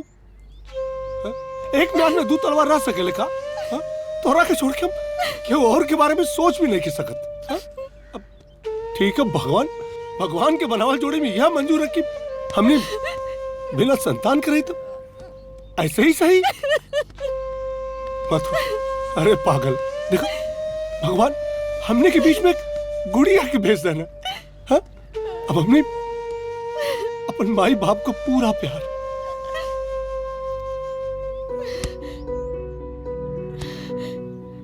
गुड़िया पे निछावर कर। केस डिसमिस।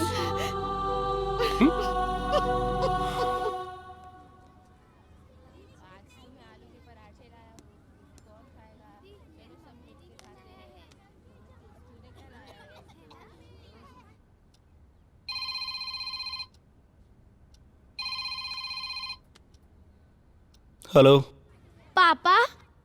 गुड़िया, हैप्पी बर्थडे पापा। थैंक यू बेटा, तेरा याद रहे। हाँ पापा। पापा मम्मी के फोन आइल रहे? ना बेटा। ओके पापा, बाय बाय पापा। बाय बेटा।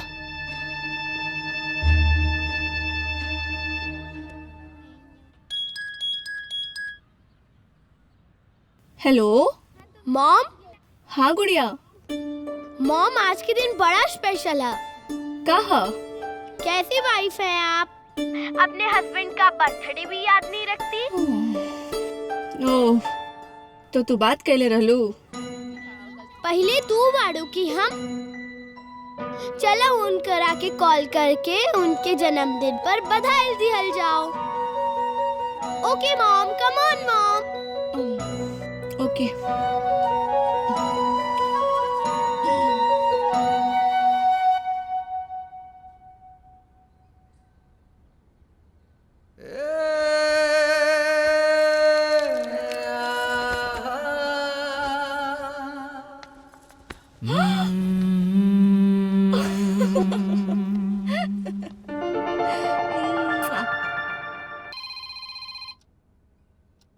अंजलि, तेरा याद रहे। ओ हेलो, ये मत समझिए कि हम तोहरा के अपने मर्जी से कॉल कईनी हो। वो तो हमार गुड़िया के दिल रखे खातिर हम सोचने की तोहरा के कॉल कर दी। आज तो हर जन्मदिन है ना। Thank you Anjali. हाँ, एकर कोनो जरूरत नहीं खे। वैसे आज तो हमरे हाथ के बनल हलवा तो मिस कर रहल होबा ना, जे तोरा हर जन्मदिन पर हम ही बना के खियावत रहनी। आज तो न मिलल हुई। ओ हेलो, हम माना तानी कि तेरा हाथ के हलवा खात रही, लेकिन ओकरा पहले हम अपना माई के हाथ के हलवा खात रही। लेकिन darling, I miss you. Hello Amit. हम आई। अरे बेटा, ई का हलवा ना खैला? ला आ।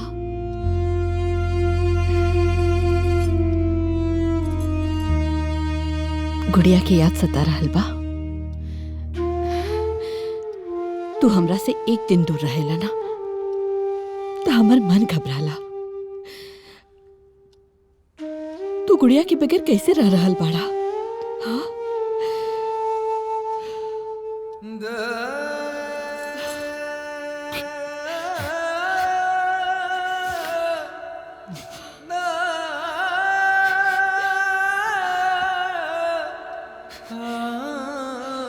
अमित बेटा, जिंदगी ये तरह ना कटी तो गुड़िया के पास जाए के चाहिए। हाँ,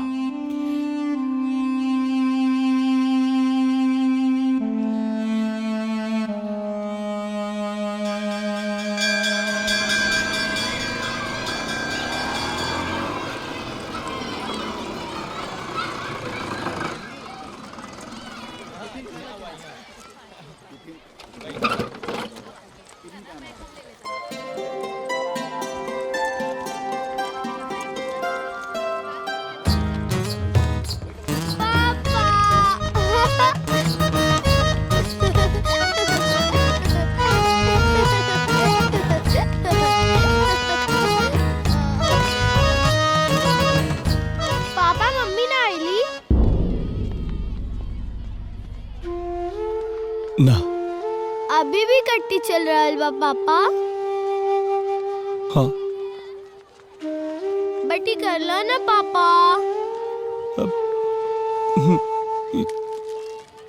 ये चॉकलेट ला। Thank you. चल अब तारा संगे मामा के हराल जाई। पक्का ना पापा? पक्का? सच्चा। पक्का ना पापा?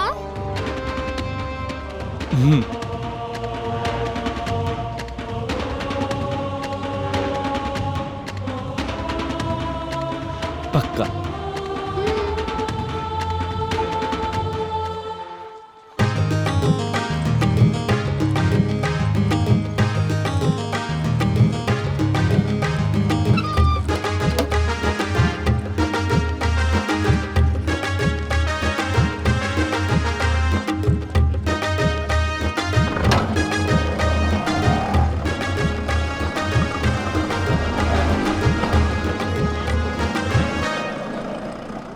अरे ना ना ना ना ना ना ना ना। काजी वकील साहब, कोनो केस के जीत भलवा का कि रउआ यहाँ बैठ के झूला झूल रहल बानी? गुड़िया के नहीं खिले आवे के? आवा ना तू बैठ के झूला। अजबे मरद बानी रउआ। हाँ? हम कहतानी कि गुड़िया के नहीं खिले आवे के तो बैठ के झूला झूला। अरे टेंशन का ले रहल बाड़ू? गुड़िया आज अपना पापा के साथ आ रहल बिया। तई बतावे के चाहे ना पहले। अरे तो भूनका बाड़ू तो का बताई। ए पुष्पा, कब वो प्यार से भी बतिया लेल करा।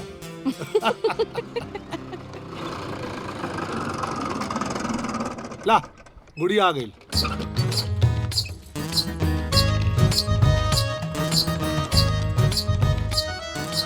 आ जा खुश आ खुश। आखिर बेटिया के मोह यहाँ पर खींच के ले ही आई। अरे हाँ हम बताओ भुला गल रही। कारामित का फोन आयल रहे। अमित अब एजा हमने के साथ ही रही हैं। ऑब्जेक्शन। अमित यहाँ ना रह सकेलन। अरे काहे ना रह सकन भाई? अमित के मामा मामी का घर है। तू चाहता तू बुला ला अंजलि के। तो गुड़िया कहाँ रही? गुड़िया तो हमारे साथ रही ना मामा। Order order. आप लोग की बहस सुन के अदालत ने ये फैसला लिया है कि गुड़िया दिन में अपने पापा के साथ और रात में मामा मामी के साथ सोएगी। Yes milord.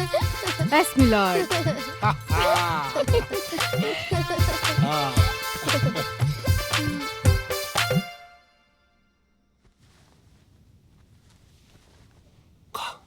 पापा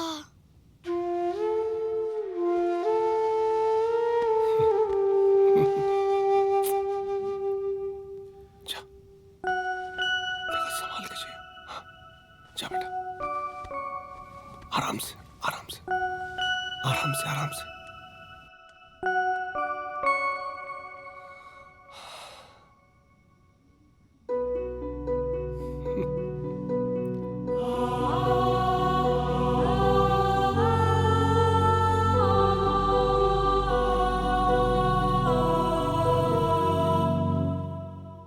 गुड़िया गईली अपन पापा के पास का?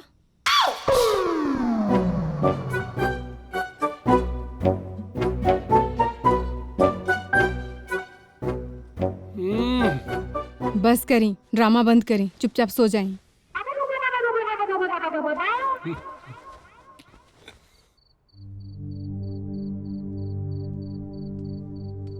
पापा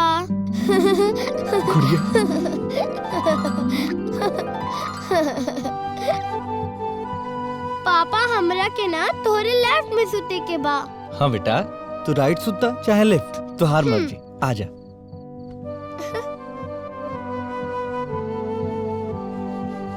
पापा हम सुते वाला 2 जन और तकिया 3 काहे लगौले बाड़ा? ये तोहार है, ये हमार, आई तोहरा मम्मी के। मॉम के। पापा मम्मी के याद आ रहल बा ना? हाँ गुड़िया, बहुत याद आवेला। पापा मम्मी कट्टी काहे बाड़ी?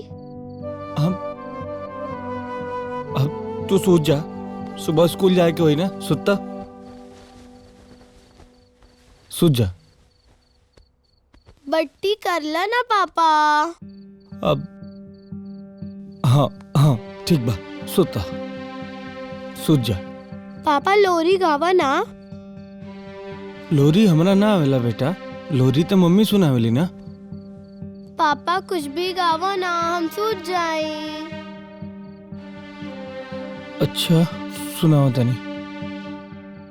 सो जा बिटिया रानी, सो जा बिटिया रानी, सो जा बिटिया रानी, सो जा बिटिया रानी।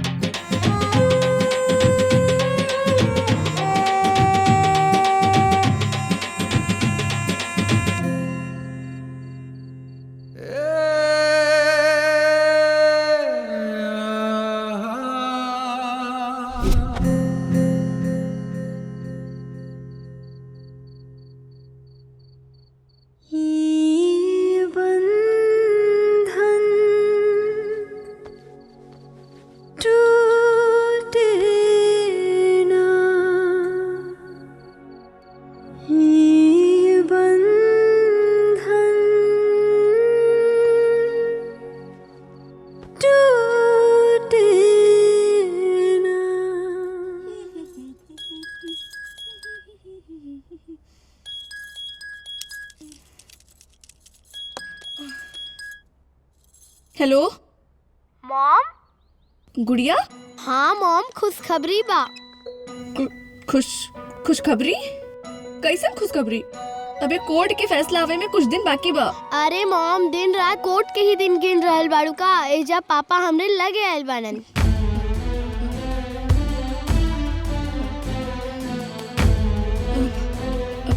तो हाँ मॉम, और हमरा खातिर चॉकलेट और खिलौने भी लायल बाड़न।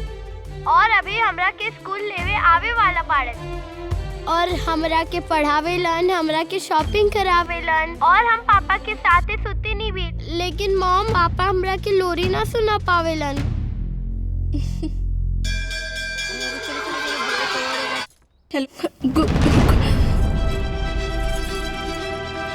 मम्मी, वो अमित हमार गुड़िया के लगे जाके रह रहल बाड़न। देखा बिटिया, तोहरा तो अपन संतान से कोनो प्यार बाना, लेकिन हमार दामाद जी अपना बेटी से बहुत प्यार करेलन। अरे यही के चलते हो जा गइल बाड़न। हो गइल राउर प्रवचन पूरा? हाँ कि हमहू कुछ बोली? हमरा के सब पता बा दामाद जी ओइजा काहे गइल बाड़न। अपन मीठी मीठी बातें करके ओकरा के बहला फुसला के अपना बस में कर सके, ताकि गुड़िया कोर्ट में उनखरे साथे रह के गवाही दे और वो अपने घरे लेके जाए। पर हमहू अपन बेटी के साथ नाइंसाफी ना होके दे। हाँ, तोहार इहे सोच के कारण आज एगो रिश्ता गांव के भेंट चढ़ रहल बा। अरे तोहरा कारण आज हमार नतनी अपन दादा दादी माई बाप सबसे दूर रहे पर मजबूर।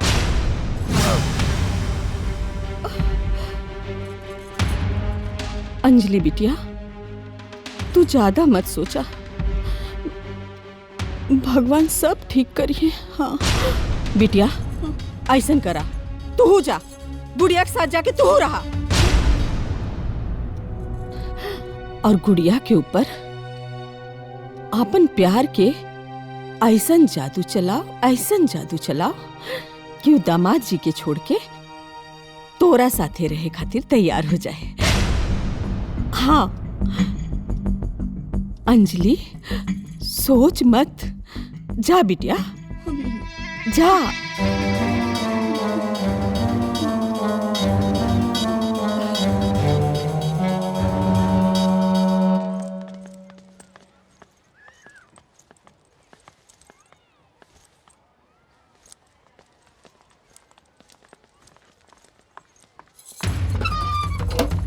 गुड़िया, मॉम, आज से हम ना तोरा संगे मामा मामी के साथे रहब। तोरा के पढ़ाई, अपने हाथ से खाना खियाई, लोरी भी सुनाई, अपन गुड़िया के अपने साथे सुताई, है ना? चलो आज हमने के कार में चलल जाई। कहे से कि हम नहीं चाहत कि हमार गुड़िया के हमरा से ज्यादा केहू और हमार गुड़िया के चाहे। चलो हमने के कार से चले के बाद चल चल चल। Sorry mom, it's not fair. पापा पहले आइल बाड़न, हम पापा के साथ जाए। ओके मॉम।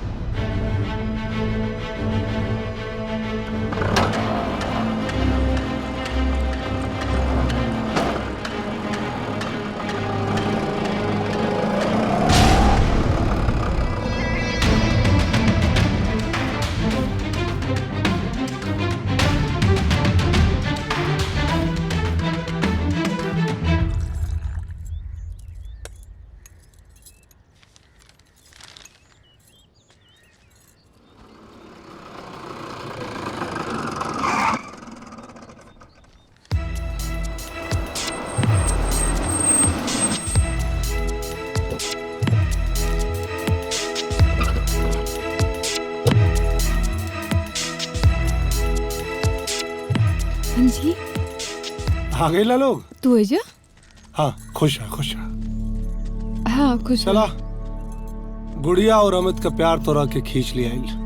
मामी जी, हम एजा सिर्फ गुड़िया के खातिर आइल बानी। आज से हम एजा रहब और रउआ लोगन के सेवा करब।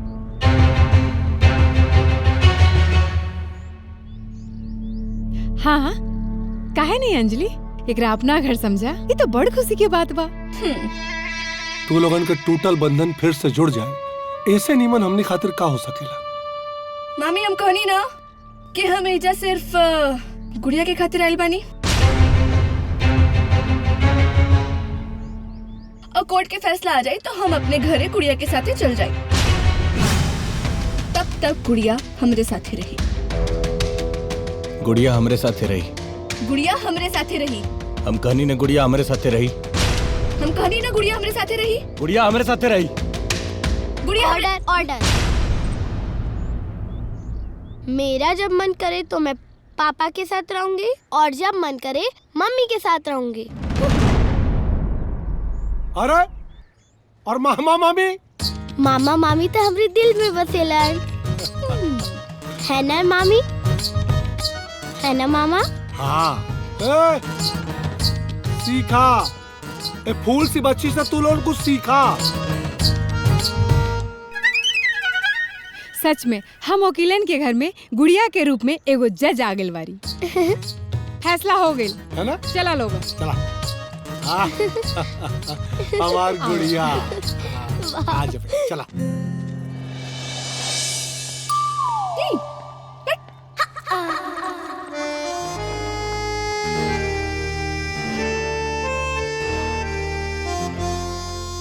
हेलो, प्रणाम समधी जी। प्रणाम समधी जी, प्रणाम।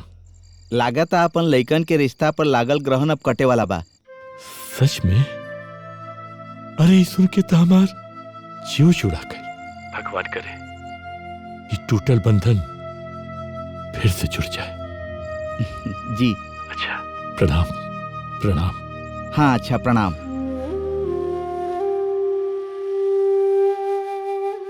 हे प्रभु, कल्याण करो।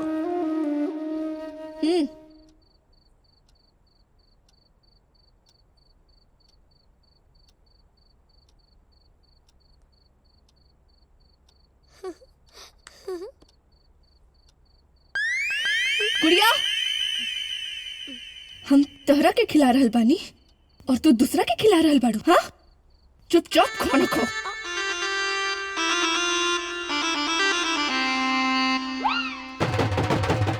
मामा, आज गुड़िया हमारे साथे सुती। ठीक है बेटा। मामी, गुड़िया आज हमरे साथे सुती। गुड़िया हमार बेटी हिया, वो आज हमारे साथे सुती। हाँ, हम तो पड़ोस से लेके आई बानी जे हमार बिटिया नहीं खे। गुड़िया हमरे साथे सुती। हम कह देनी ना हमारे साथे सुती। हम कह देनी गुड़िया हमरे साथे हमारे सुती। साथे सुती। Order order order. गुड़िया एक दिन पापा के साथ सोएगी और एक दिन मॉम के साथ। एक मिनट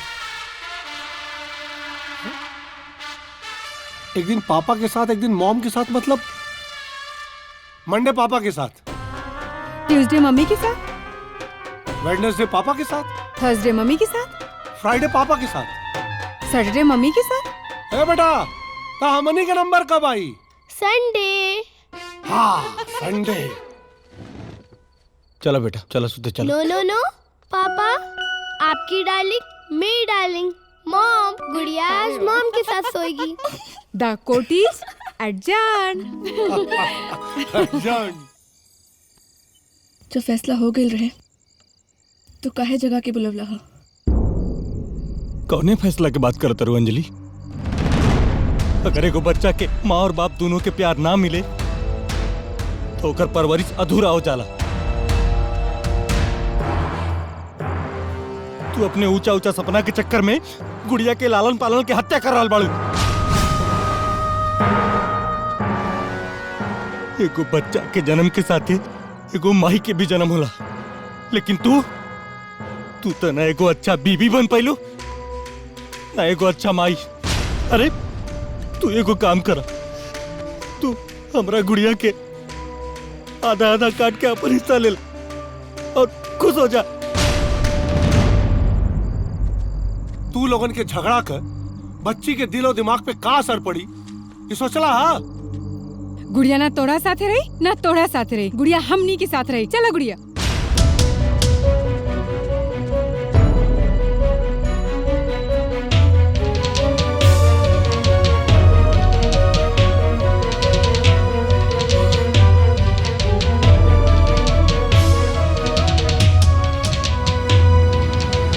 अंजलि का मिजाज कुछ समझे में नहीं क्या होता।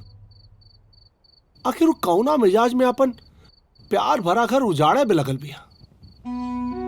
हमरा तो चिंता हो रहल बा गुड़िया के कि ई दोनों के प्यार के बंटवारा में गुड़िया के का होई। पुष्पा, हमनी वकालत में इंसान के सही गलत के मुद्दा पे बहस करी ले जा, न्याय भी दिलवाई ले,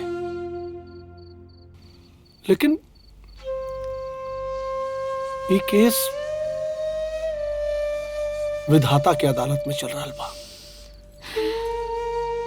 बस सब हुई है वही जो राम रच रखा। हम तो विधाता से यह चाह कि अंजलि के साथ बुद्धि दे ताकि वो सारी दुनिया के लोभ लालच छोड़ के अमित के प्यार के समझे, दोनों एक हो जाए, एगो टूटल घर बस जाए।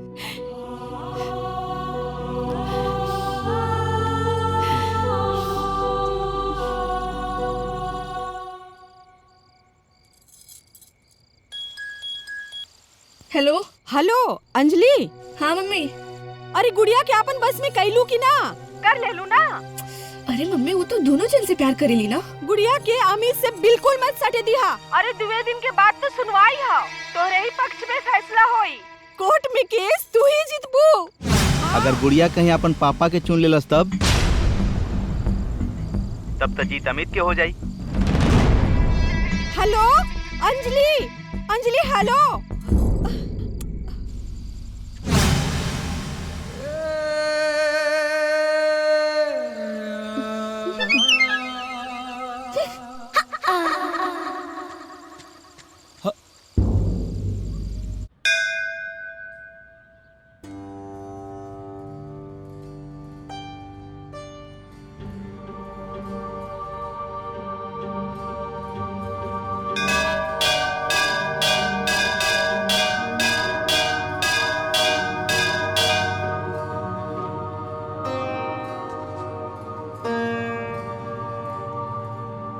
हे माई, तू तो जगत जननी जगदम्बा हो, तोरा सब पता बा। हमने की चाहत की एगो बेटी अपने माई से अलग हो जाए। हम जाना तारी कि अंजलि गुड़िया के बगैर ना रह पाई है और गुड़िया भी अंजलि के बगैर ना रह पाई। इसे गुड़िया के अंजलि के ही दे दा अंजलि की माई।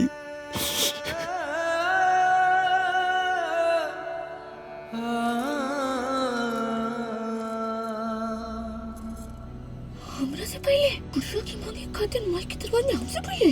अच्छा बताओ तो नहीं।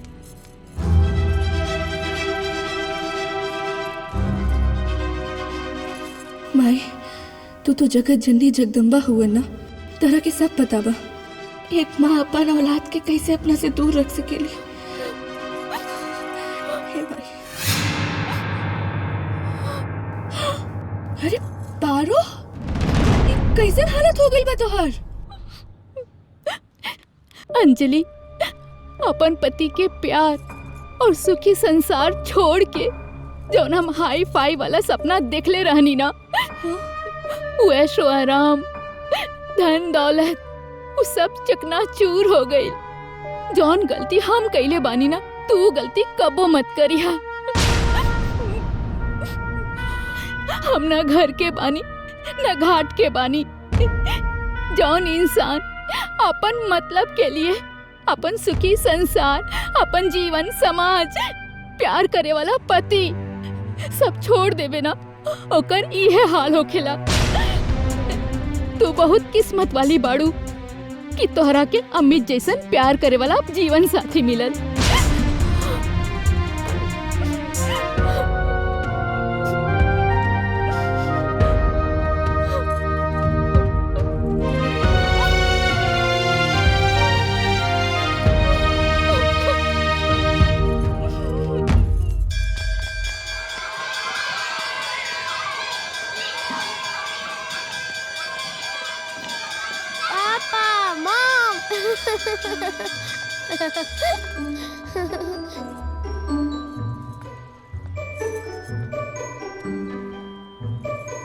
पापा काहे रो रहल बाड़ा? लागत आज हमरा के आखिरी बेर लेवे आइल बाड़ा।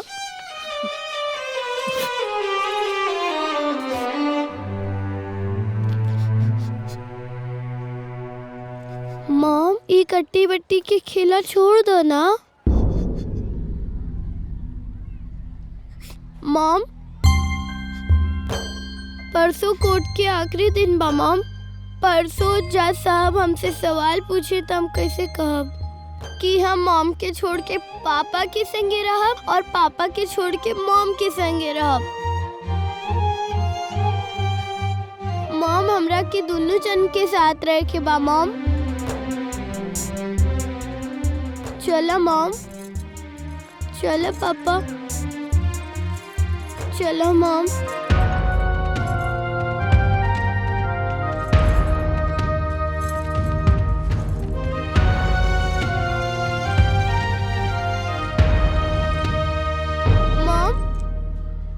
जैसे पापा के स्कूटर एक पहिया पर ना चल सकेले, वैसे ही रउआ दोनों हमारे को पहिया बानी मॉम। हमरा के रउआ दोनों के सहारे चाहिए mom.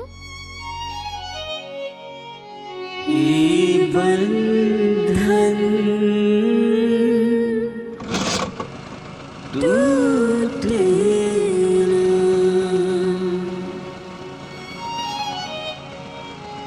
Come on mom, please mom.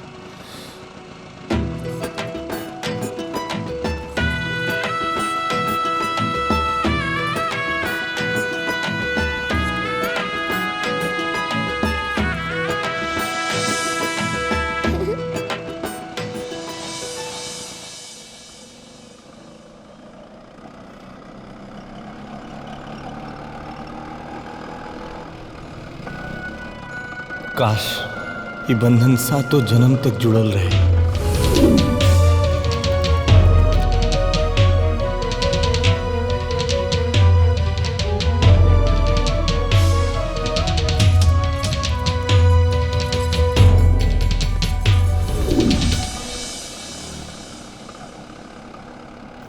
काश ये बंधन टूटे ना।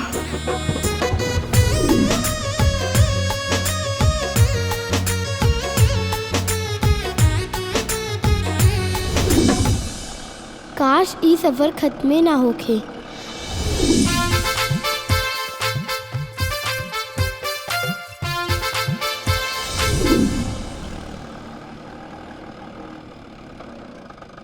काश ये बंधन टूटे ना।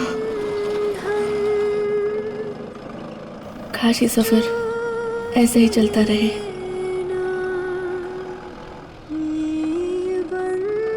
हमारे जोड़े ऐसे नहीं बने रहे।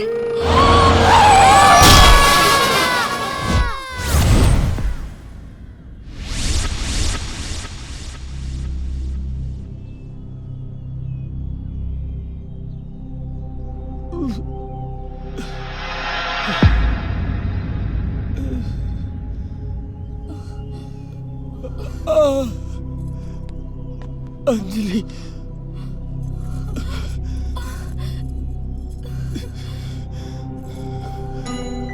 गुड़िया गुड़िया गुड़िया गुड़िया गुड़िया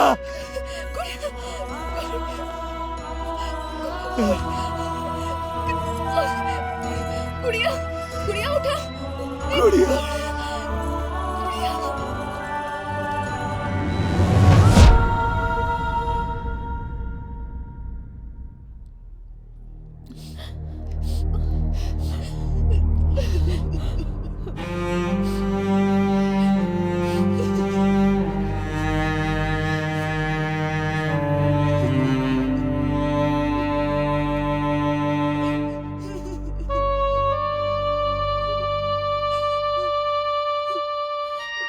अंजलि, अमित, तोहनी का रिश्ता बचावे खातिर हमने केस अपना हाथ में ले ली।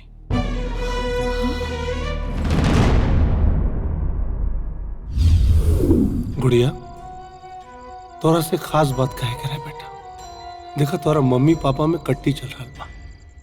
वो लोगन में बट्टी करावे खातिर हमने केस लड़ता नहीं जा, ताकि तुम्हारे मम्मी पापा कब्बो अलगा ना हो गए, हमेशा साथे रहें, अपना गुड़िया के साथ रहें। लेकिन बेटा वो लोगन के साथे रखे खातिर हमनी के तोहार साथ चाहिए। बोला गुड़िया, साथ देबू ना? बोला बेटा।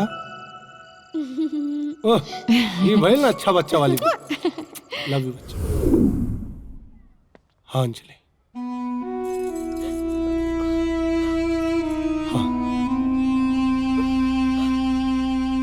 हाँ अंजलि, जब हमरा के पता चलल कि तू अमित से तलाक लेहल चाहता रू, तब हम के और पुष्पा के तोहनी दोनों का केस लेवे के पड़ल। कहे कि हमने तोहनी का रिश्ता बचावल चाहत रही। जरूरी ना कि हर बार वकील केस जीते खातिर केस लड़े, कभी कभी केस सुलझावे खातिर भी केस लड़े के पड़ेला।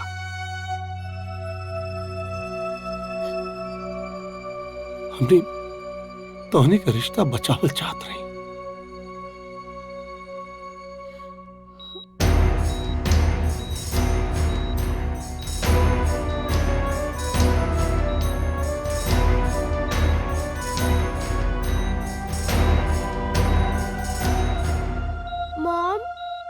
पापा,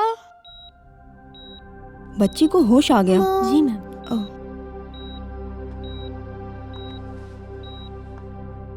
हम हमेशा यह चाहनी कि बंधन टूटे ना। गुड़िया को होश आ गया है, वो मम्मी पापा को याद कर रही है।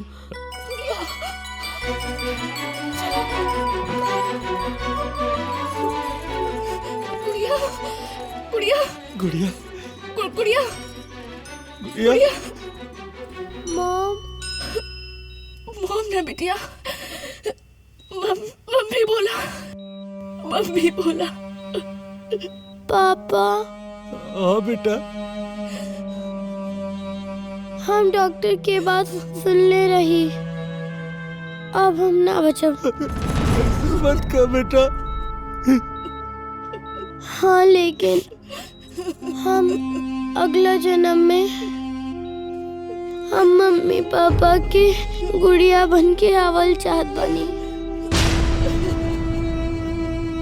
ताकि ये बंधन टूटे ना। वादा कर पापा, वादा कर मम्मी। तू लोग जी प्यार के बंधन में ना बंधबा, तब हम कैसे अगले जन्म में आए।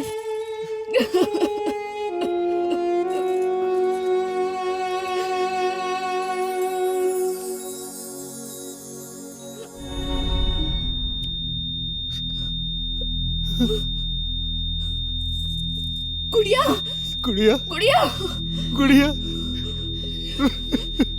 गुड़िया गुड़िया गुड़िया गुड़िया मामा जल्दी से।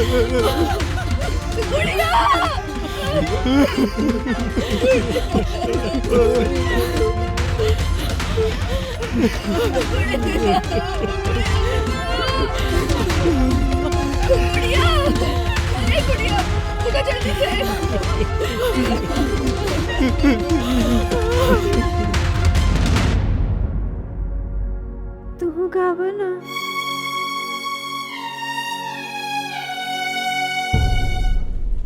कोर्ट की कार्यवाही शुरू की जाए।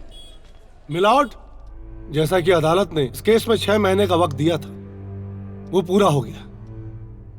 मेरे ख्याल से इस केस में अब बहस के लिए कुछ नहीं बचा है। जैसा कि अदालत को पता है कि अमित और अंजलि ने अपने सारे रिश्ते नाते के बंधनों को तोड़कर अपनी जिंदगी में आजाद होकर अलग अलग जीने का फैसला किया है। अब अदालत का जो भी फैसला होगा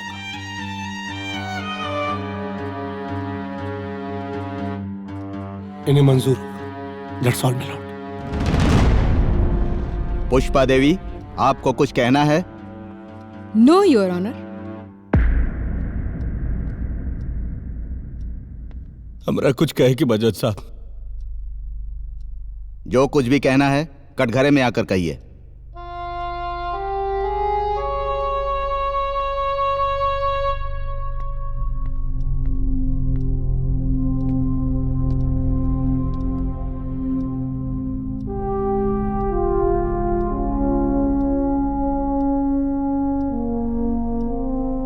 जज साहब, आज देश में न जाने हमरा नियन कितना नौजवान अपना गरीबी में छोट मोट खेती किसानी से कर्जा कुआम लेके खूब मेहनत करके पढ़ाई लिखाई करेला।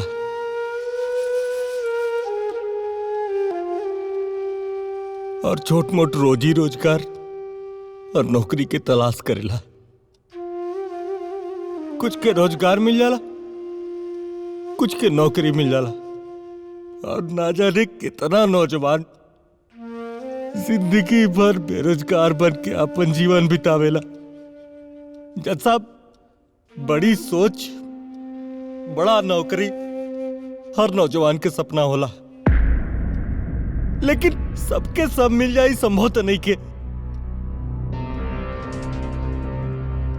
का संसार में प्यार भरल जिंदगी जिए खातिर धन दौलत और गाड़ी बंगला ही जरूरी होला? का चरित्र, प्रेम, परिवार, परंपरा, रीति रिवाज, संस्कार और संस्कृति के कोनो मोल नहीं के? इस समाज में रहे वाला कुछ लोगन के ही कैसन सोच बा जज साहब? इस सोच के बदले के पड़ी, न तो लोभ और लालच के चक्कर में न जाने कितना रिश्ता टूटत रही।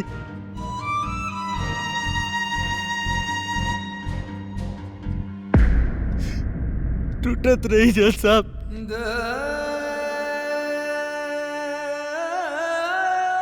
टूटत रही।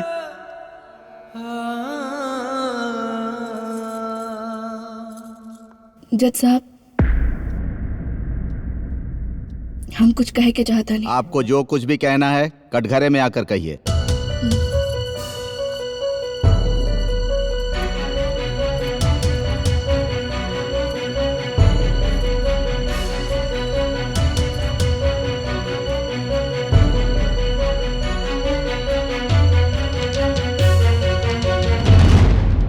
जज साहब, हमार ऊंची सोच की वजह से अपन प्रीत के निशानी खो दिल पानी और ना समझी की वजह से एक हंसत खेलत परिवार की जिंदगी उजाड़ दिल पानी।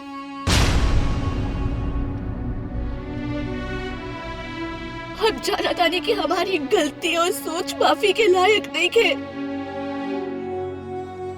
हमें इसे रहुआ के आगे हाथ जोड़ के माफी मांगे तानी कि हमरा के ऐसा सजा दी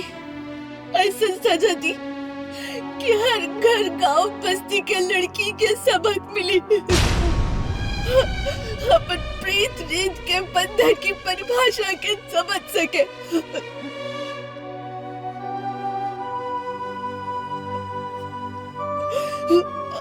हमें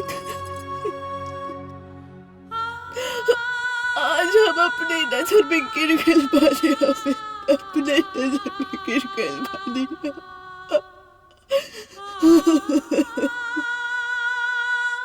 अपनी आंखन में बंधी रही सी के पट्टी से रहुआ के हम बहुत दुख देने वाले, बहुत दुख देने वाले।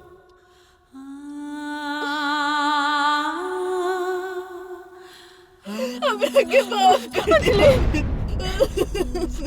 गुड़िया, हमरा के माफ कर दो, कर दी।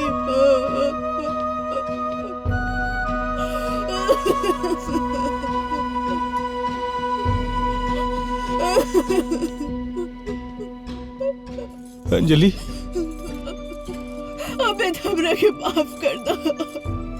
रवा हमरा के जबन भी हालत में रखम, हमरा के जैसा भी रखम, हमरा भग रोटी खा के रहा, हम चार लेखपाल के नौकरी में भी खुश रहा। हम सगरों सजा भुगते कर दी तैयार बाने, हमें तो हमरा के माफ कर दो। हमरा के मारी, अभी तो हमरा के मारी। अगर हमरा के मार देती तो शायद इतनी देखे के बड़ा राहुल एक थप्पड़ से हमारी जिंदगी बदल गई रही, तो बदल गई गुड़िया, हमरा के माफ कर दी गुड़िया।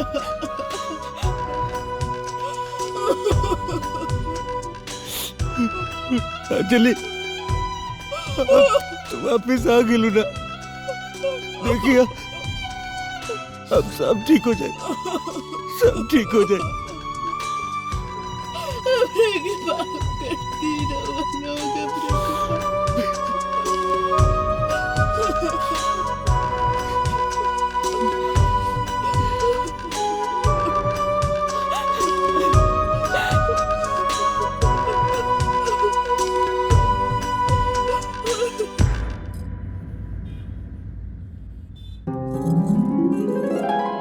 अंजलि, देखा हमने के गुड़िया फिर से आ गई।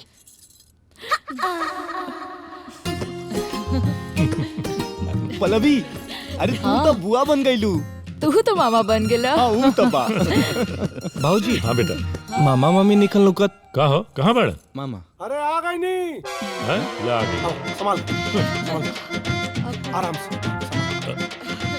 देखा? आराम से। अरे मामा, ये का हो? अरे खुशखबरी बा भगिना, एक गुड़िया एरो आवतिया। आखिर मामा लास्ट मैच में गोल मारिए देला। अरे लात मारतिया का? आराम से।